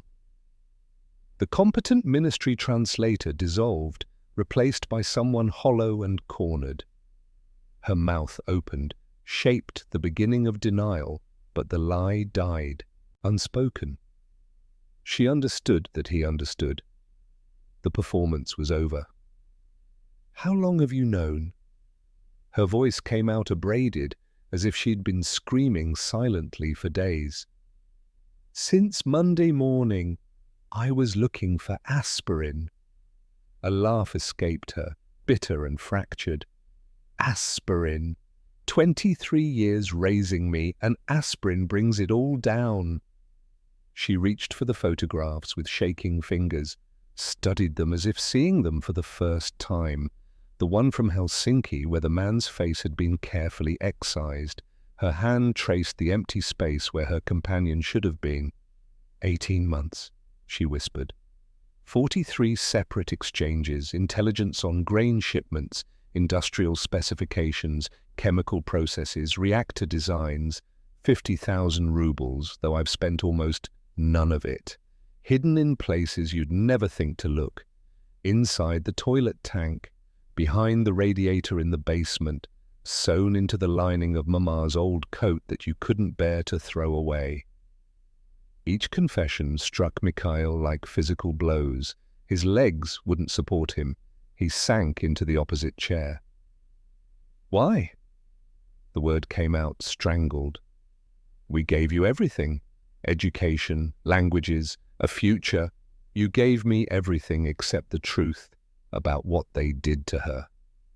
The name neither had spoken aloud in years hung between them. Elena, his wife, her mother. The woman whose faith had been diagnosed as mental illness, whose treatment had been indistinguishable from torture, whose death certificate listed complications from therapy instead of murder by the state. "She distributed Baptist literature," Katya continued, her voice gaining strength. 23 pamphlets about loving one's neighbor. For that, they subjected her to insulin shock, ice baths, neuroleptic drugs that made her muscles seize until she screamed. 6 months, Papa. It took them 6 months to kill her, while we visited once weekly, watching her disappear. You think I don't remember? You think I don't carry that weight every day? Mikhail's control shattered. But I channeled my grief into work, into raising you, into building something from the ruins, not into treason. Your precious work, she gestured around the apartment, its shabby furniture and peeling paint. 28 years of perfect service, and what do you have? A 2-room apartment, a pension that won't buy meat, and a dead wife the state murdered while you stood by calculating turbine specifications. And your revenge accomplishes what? Does selling secrets to the Americans resurrect her? Does it heal anything, or does it just create more destruction? It wounds them. Her grey eyes, so like his own, had gone cold. Every document I passed, every secret sold, I thought of Mama in that psychiatric hospital bed, begging us to take her home. The state that killed her loses a little power with each betrayal. That's enough. When did you decide this? Mikhail needed to understand the timeline to map when his daughter had transformed into a stranger. University, 2nd year. Professor Dmitriev's lecture on state security mentioned how foreign intelligence services recruit assets. I sat there thinking, I speak 4 languages, I have top marks, my record is spotless. I could do this, I could make them pay. The methodical planning chilled him more than impulsive treason would have. You used your mother's death as a weapon. I used the only weapon I had. And when they catch you, not if, when, what happens to her memory? Ekaterina Volkova, daughter of the martyred Elena, becomes Ekaterina the traitor. Everything she suffered for gets erased, overwritten by your choices. Katya's composure finally cracked. Tears came suddenly, violently, the kind of weeping he hadn't seen since she was 7 and understood her mother wasn't coming home. He reached across the table instinctively, but she pulled back. "Don't you understand?" she gasped between sobs. "They already erased her. Mental patient, file closed, grave unmarked except for the number you bribed a clerk to reveal. At least this way, someone pays, even if it's me. Turn yourself in." The words emerged without thought, pure paternal instinct seeking any path to salvation. Claim coercion, manipulation, temporary instability with cooperation, perhaps labor camp instead of execution. "Papa, no!" She wiped her face with her sleeve, a gesture from childhood that broke his heart. "They don't forgive this. You know what happens to traitors. Then run, tonight. I have emergency funds hidden. Not much, but enough for train tickets, the Finnish border. They're watching me." She said it with terrible certainty. "Have been for weeks, maybe months. Every route is compromised. My handler tried to arrange extraction, but it's too late. They're waiting for something, probably to identify my entire network. Then they'll move." "Your handler," Mikhail tasted bile. "Who is he?" "It doesn't matter now. He's probably already evacuated. Diplomatic immunity, a quiet expulsion, maybe a medal when he gets home. While I—" She stopped, looked towards the window as if expecting surveillance teams to materialize. "How much time do you think you have?" "Days, maybe a week. They want one more exchange, something about naval deployments. After that—" She shrugged with artificial casualness that fooled neither of them. "We could leave together, tonight. Pack nothing, just walk out." "And go where? With what documents? You think they won't watch the train stations, the airports? And even if we reach the border, then what? You want to spend your remaining years in some American suburb pretending to be grateful for asylum while remembering everything you left behind?" She was right, and he hated her for it. Hated her for being logical when he needed her to be young and frightened enough to save. Hated her for growing up into someone capable of such elaborate deception. Mostly, hated her for using Elena's death as justification, contaminating his grief with her treason. "I demand you cease all activities immediately," he said, falling back on paternal authority that had evaporated long ago. No more meetings, no more exchanges. Nothing. I can't. They'll know something's wrong if I break pattern. Suspicious behavior accelerates timelines. Then I'll report you myself. Tonight, at least that might protect me from charges of complicity. She studied his face, searching for the will to follow through on the threat. You won't, you couldn't. Just like you couldn't save Mama, you can't destroy me. It's not in your nature to act, only to endure. The cruelty of her words struck deeper than any confession. Because she was right, he was paralyzed, caught between equally impossible choices, defaulting to inaction as he had his entire life. Outside, a car door slammed. Then another, multiple vehicles, engines running. They both froze, listening. Footsteps in the stairwell, too many to be residents returning home. The particular rhythm of people moving with purpose, trying to minimize noise but not quite succeeding. "Papa," Katya whispered, and for one moment she was his little girl again, frightened and looking to him for protection he couldn't provide.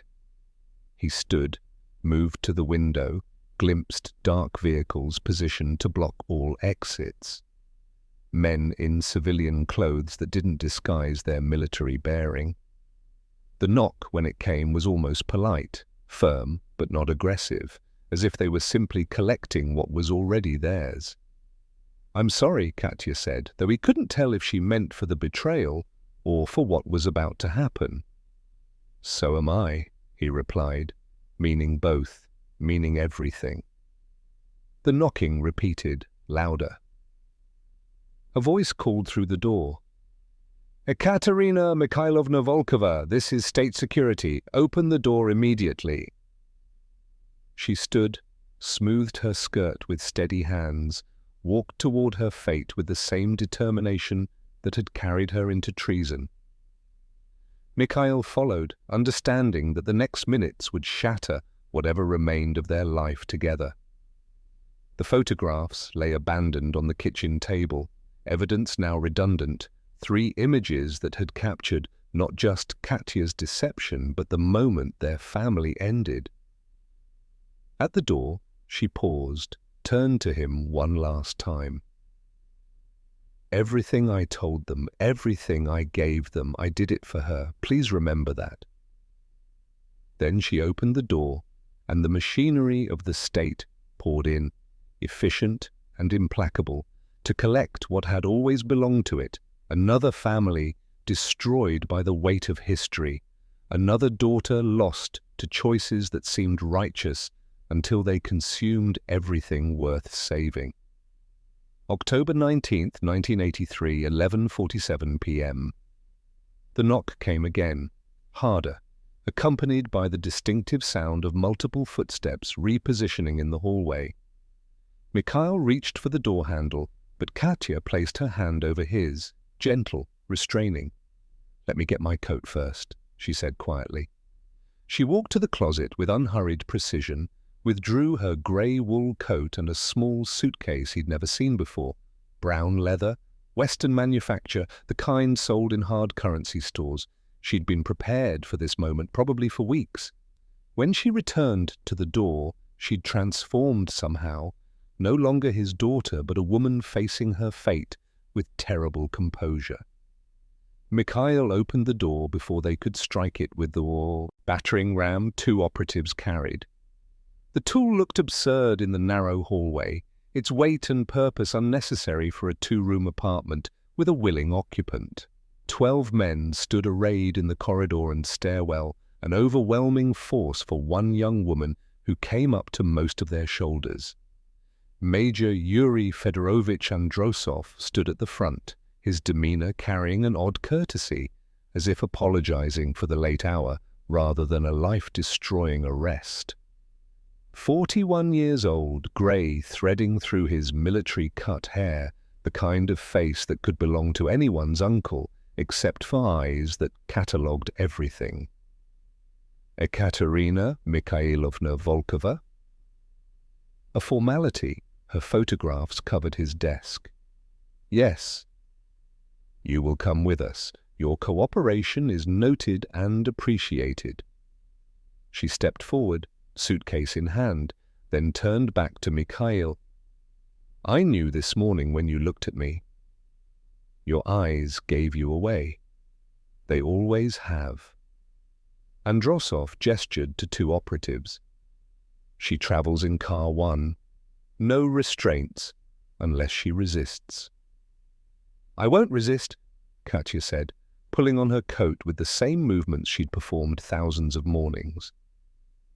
4 operatives escorted her down the stairs. The remaining 8 pushed past Mikhail into the apartment, their entrance choreographed through countless similar operations. 2 men immediately began photographing everything: the kitchen table with its abandoned translation work, the family photographs on the bookshelf, the chair where Mikhail had spent his sleepless night. Mikhail Dmitrievich Volkov, Androsov addressed him formally. You will remain here during the search. Agent Kulikov will have questions. Answer them completely and honestly. It will go better. The systematic destruction began with practiced efficiency. They started in Katya's room, the space she had occupied since age 7, now violated by gloved hands and crowbars. The mattress came first, slashed open with surgical precision, horsehair stuffing spread across the floor like entrails.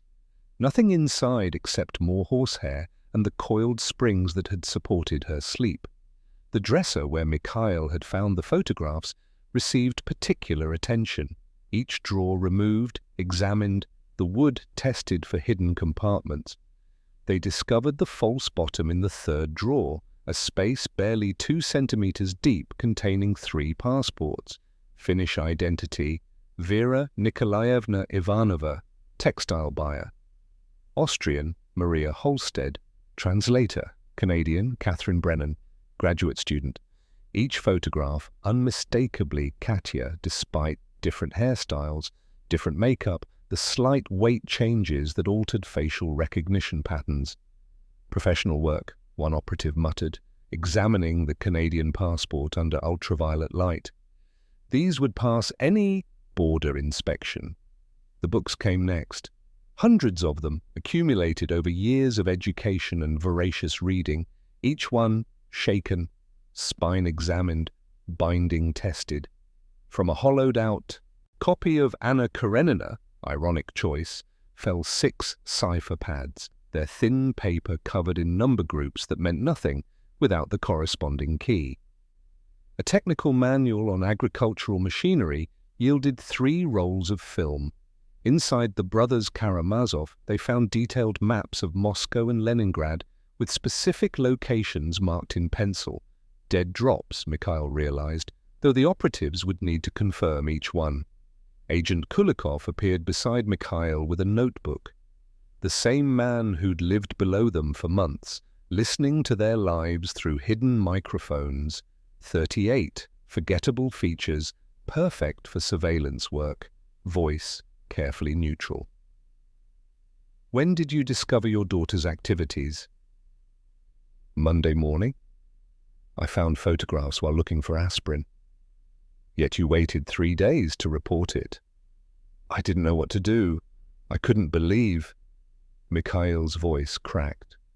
Show me where you found them. They walked to Katya's room, now resembling a disaster site. Mikhail pointed to the dresser, its drawers scattered across the floor. Kulikov made notes, asked about the exact position, the precise time, his emotional state, questions that seemed simultaneously irrelevant and crucial.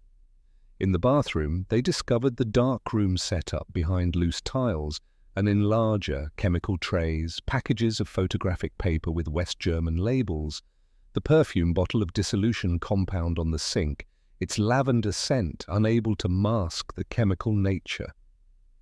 Strips of developed film hung behind the water heater, their images too small to discern without magnification. Ingenious, Androsov commented, examining the setup. We searched this building in July. Missed all of this. The toilet tank yielded its secret.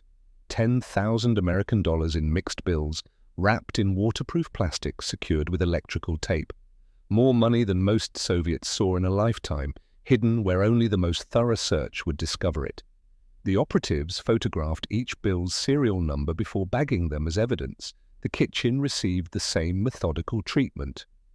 Inside the flour container, 14 rolls of undeveloped film.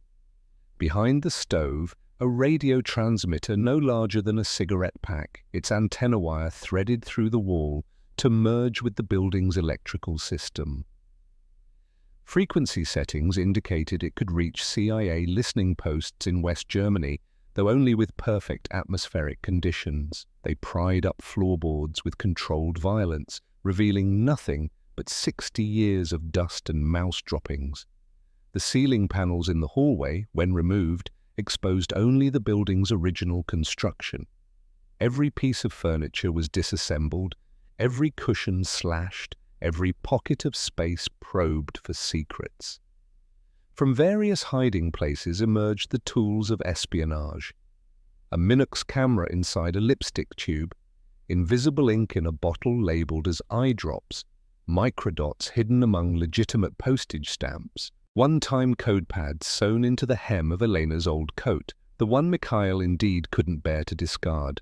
Each discovery felt like another betrayal, evidence of the parallel life Katya had constructed within their home. At 2:21 a.m., Kulikov began formal interrogation. They sat at the kitchen table, its surface now scarred by the search, while a stenographer recorded every word. Your wife died in 1975. Psychiatric Hospital number 4. Religious mania. Yes. Your daughter blamed the state for this death. She never expressed such sentiments to me. But you suspected her resentment. She grieved. We both grieved, but she channeled it into her studies, her career. You never noticed unusual behavior, unexplained absences, signs of additional income? Question after question, hour after hour. Mikhail answered with exhausted honesty, his ignorance gradually becoming apparent even to suspicious interrogators. He was exactly what he appeared, a grieving widower, dedicated engineer, loving father who'd been thoroughly deceived by someone he'd trusted completely. By noon the next day, 17 hours into questioning, Kulikov closed his notebook. Your ignorance appears genuine, though negligent. You should have reported your suspicions immediately upon discovering the photographs. I know. The state offers you a choice.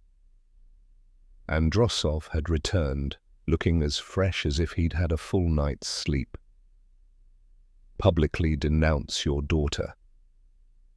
Explain how her actions represent a betrayal of your family's honor, of socialist principles, of everything you've worked to build. Do this, and you retain your position, your apartment, a portion of your pension. And if I refuse? Criminal negligence in reporting treasonous activities, Article 190-1 of the Criminal Code. 3 years corrective labor minimum. Not really a choice at all. Mikhail understood the choreography. The state needed a grieving father's condemnation to complete the narrative. The devoted Soviet citizen choosing loyalty to the motherland over corrupted blood. A morality play for public consumption. I need time to consider. You have 24 hours. Agent Kulikov will remain to ensure you don't destroy any additional evidence we might have missed. They'd taken everything that mattered anyway. Not just the evidence of Katya's espionage, but the photographs of Elena, her few remaining possessions, even Katya's childhood drawings Mikhail had saved in a shoebox under his bed. The apartment stood gutted, its contents catalogued and removed, leaving only broken furniture and questions that would never find satisfactory answers. Elizaveta Morozova peered from her doorway as the operatives departed with their boxes of evidence. Her eyes met Mikhail's briefly, triumph mixed with something that might have been pity. She'd been right to report her suspicions, yet the vindication clearly tasted bitter. She retreated into her apartment, the door closing with finality. Mikhail sat among the wreckage of his home while Kulikov watched from the corner, making occasional notes. Somewhere in the city, Katya was beginning her own interrogation, probably far less gentle than his had been. He wondered if she'd maintain her composure, that terrible calm she'd displayed when they'd taken her. He wondered if they'd ever speak again. 24 hours to decide whether to publicly destroy his daughter or be destroyed alongside her. He already knew what he'd choose, had known since the moment she'd opened the door to her arresters. But he would take the full 24 hours anyway, a small rebellion against the state that had taken his wife, his daughter, and now demanded he participate in the theatre of his own family's demolition. The radiator clanked its familiar rhythm, indifferent to the devastation surrounding it.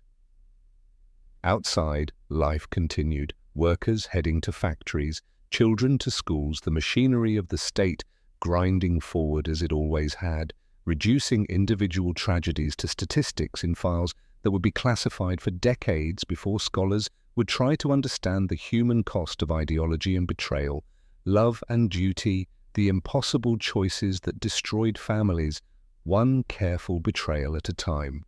November 30th, 1983, Military Collegium of the Supreme Court, a building whose address never appeared in public directories.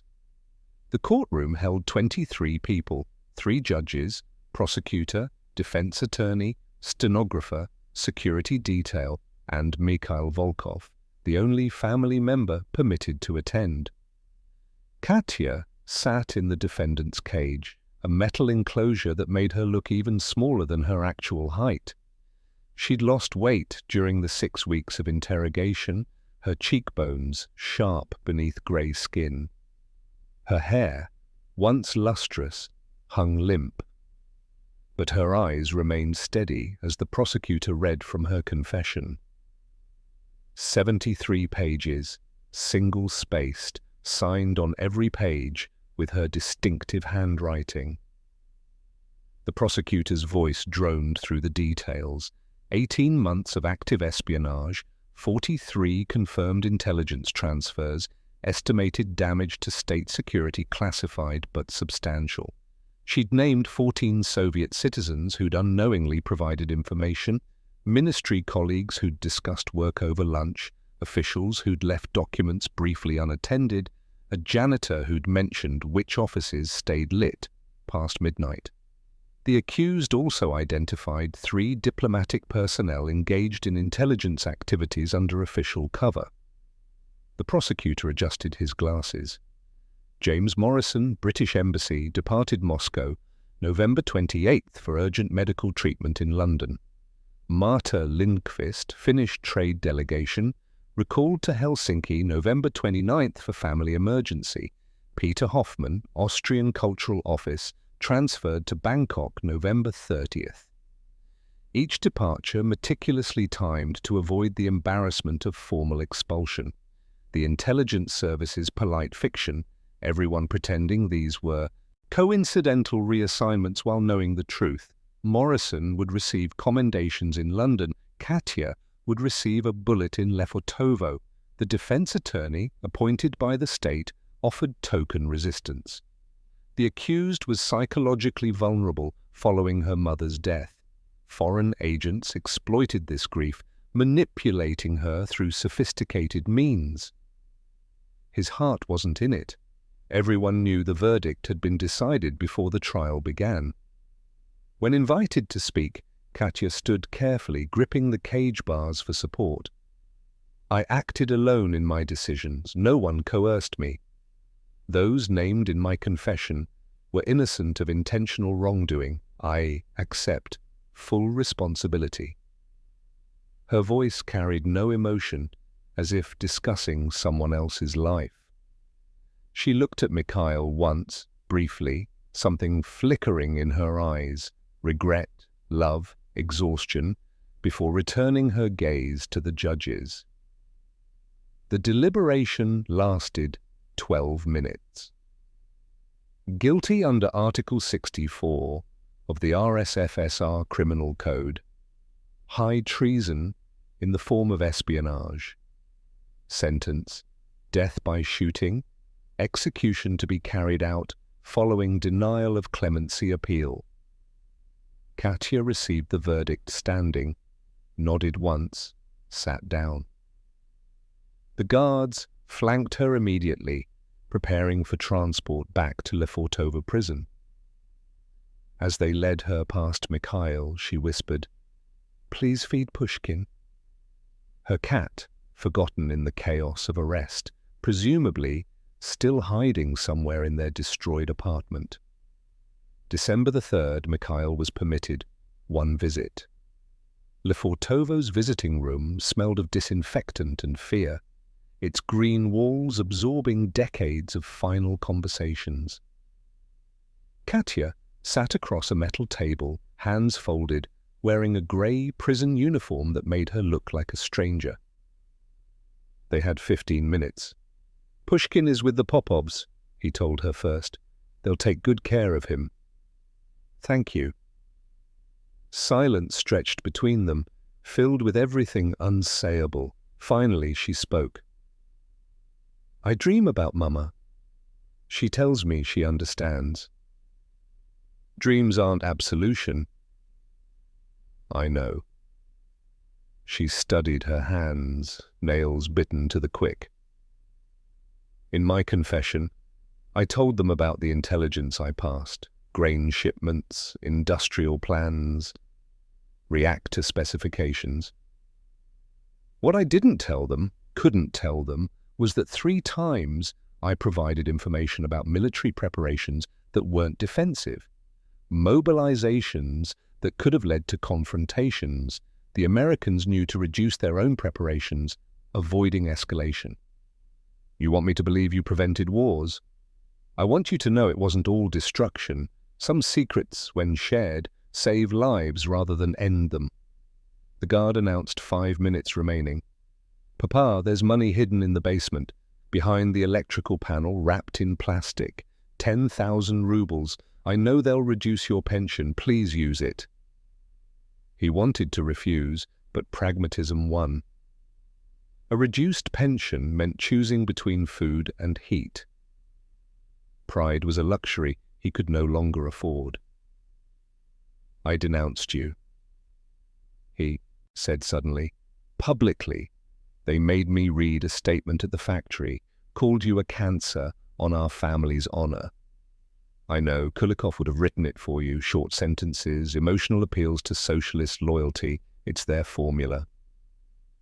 1 minute remaining. She reached across the table, took his hands. Her fingers were cold, thin, trembling slightly. "I'm not afraid, that surprises me. I thought I would be, but I'm just tired. Katya, tell Pushkin I loved him. Tell yourself the same when you can bear to." The guards took her then, her small figure disappearing through a door that led deeper into Lefortovo's interior. Mikhail never saw her again. January 15th, 1984, 6:00 a.m.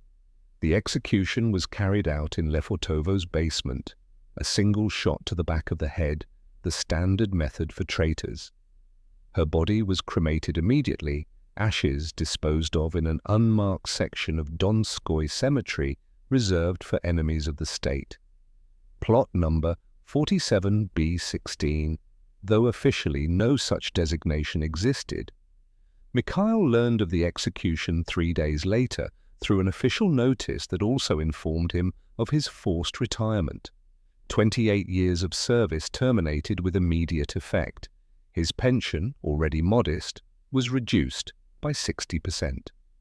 The apartment on the 5th floor, allocated based on his senior engineer status, would be reassigned within 30 days. The communal apartment in Vyborg district housed 4 families sharing a kitchen and bathroom. His room, 6 meters square, looked onto a brick wall. The other residents knew his history. Whispers followed him through the shared spaces. The father of a traitor, contaminated by association, tolerated but never welcomed. Elizaveta Morozova received her Medal for Vigilance in a private ceremony at district headquarters. The Order of the Red Banner of Labour, usually displayed with pride, remained in its presentation box, hidden in her drawer beneath winter scarves. She never spoke to Mikhail again, though they passed occasionally on the street. Her eyes would slide away, focused on something in the distance, as if he'd become transparent. The CIA's loss of Katya Volkova, operational name Snowdrop, prompted extensive review of Moscow station procedures, 3 years of careful cultivation, 18 months of productivity, terminated by what analysts termed preventable asset fatigue. Morrison faced reassignment to desk duty, his field career effectively ended. The intelligence Katya had provided remained valuable, particularly industrial specifications that revealed Soviet technical limitations, but her loss created a gap that took years to fill. Mikhail discovered the basement money exactly where Katya had hidden it. 10,000 rubles in mixed bills, enough to survive on his reduced pension for perhaps 2 years, if carefully managed. He used it for food, heating, the occasional bottle of vodka that helped him sleep. When it ran out in 1986, he took work as a night watchman at a chemical plant, the only employment available to someone with his political contamination. Every January 15th, he traveled to Donskoy Cemetery. A contact at Lefortovo, a guard whose mother Mikhail had known before the war, had whispered the plot number after several bottles of vodka. The unmarked section stretched behind the main cemetery, rough grass, and occasional depressions indicating graves. He would stand at what he believed was plot 47B16, speaking quietly to earth that might or might not contain his daughter's ashes. He told her about Pushkin, who lived until 1987 with the Popovs, about the changes under Gorbachev, Glasnost and Perestroika, about the fall of the Berlin Wall which he watched on a neighbor's television, wondering if she would have seen it as vindication. About his diagnosis in 1990, lung cancer, probably from decades of Soviet cigarettes, maybe 6 months remaining. December 25, 1991. Mikhail watched Gorbachev's resignation speech from his hospital bed, the Soviet flag lowered for the last time. 7 days later, January 1, 1992, he died at 3:47 a.m., the new Russian Federation barely hours old. His body went unclaimed for 3 days before the hospital arranged a pauper's burial. By administrative coincidence or cosmic irony, he was interred in Donskoy Cemetery's unmarked section, plot 47B18, 2 spaces from where his daughter's ashes possibly rested. Declassified CIA documents, released in 1995, confirmed what Katya had told Mikhail during their final meeting. 3 separate incidents where her intelligence prevented potential military escalations. Soviet preparations for intervention in Poland, 1982, mobilization near the Turkish border, 1983, and naval movements that could have triggered confrontation with US forces in the Mediterranean, 1983. An analyst's notation concluded, Asset Snowdrop's intelligence likely prevented minimum 3 hot conflicts with combined casualty estimates exceeding 50,000. The moral calculus remains unresolved. Traitor or hero, criminal or prevent of greater crimes, a daughter who betrayed her country or honored her mother's memory in the only way she could imagine? The questions have no clean answers, only the weight of consequences across decades. In 2005, a developer purchased the Vyborg district land where Mikhail's communal apartment had stood. During excavation, workers found a plastic-wrapped package hidden in the building's foundation, 3 notebooks in Mikhail's handwriting, apparently buried before his final hospitalization. The pages contained his account of October 1983, Katya's arrest, their last conversation. The final entry, dated December 30th, 1991, consisted of one line: "She was my daughter. That is all that matters. That is everything that matters."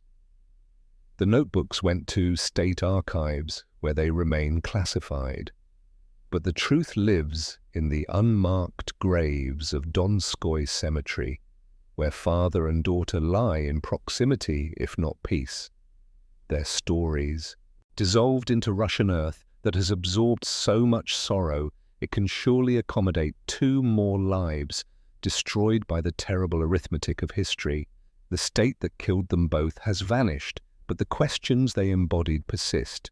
What do we owe our country versus our conscience? Can love transcend betrayal? In the end, when all ideologies have crumbled and all secrets are declassified, what remains except the human cost of impossible choices?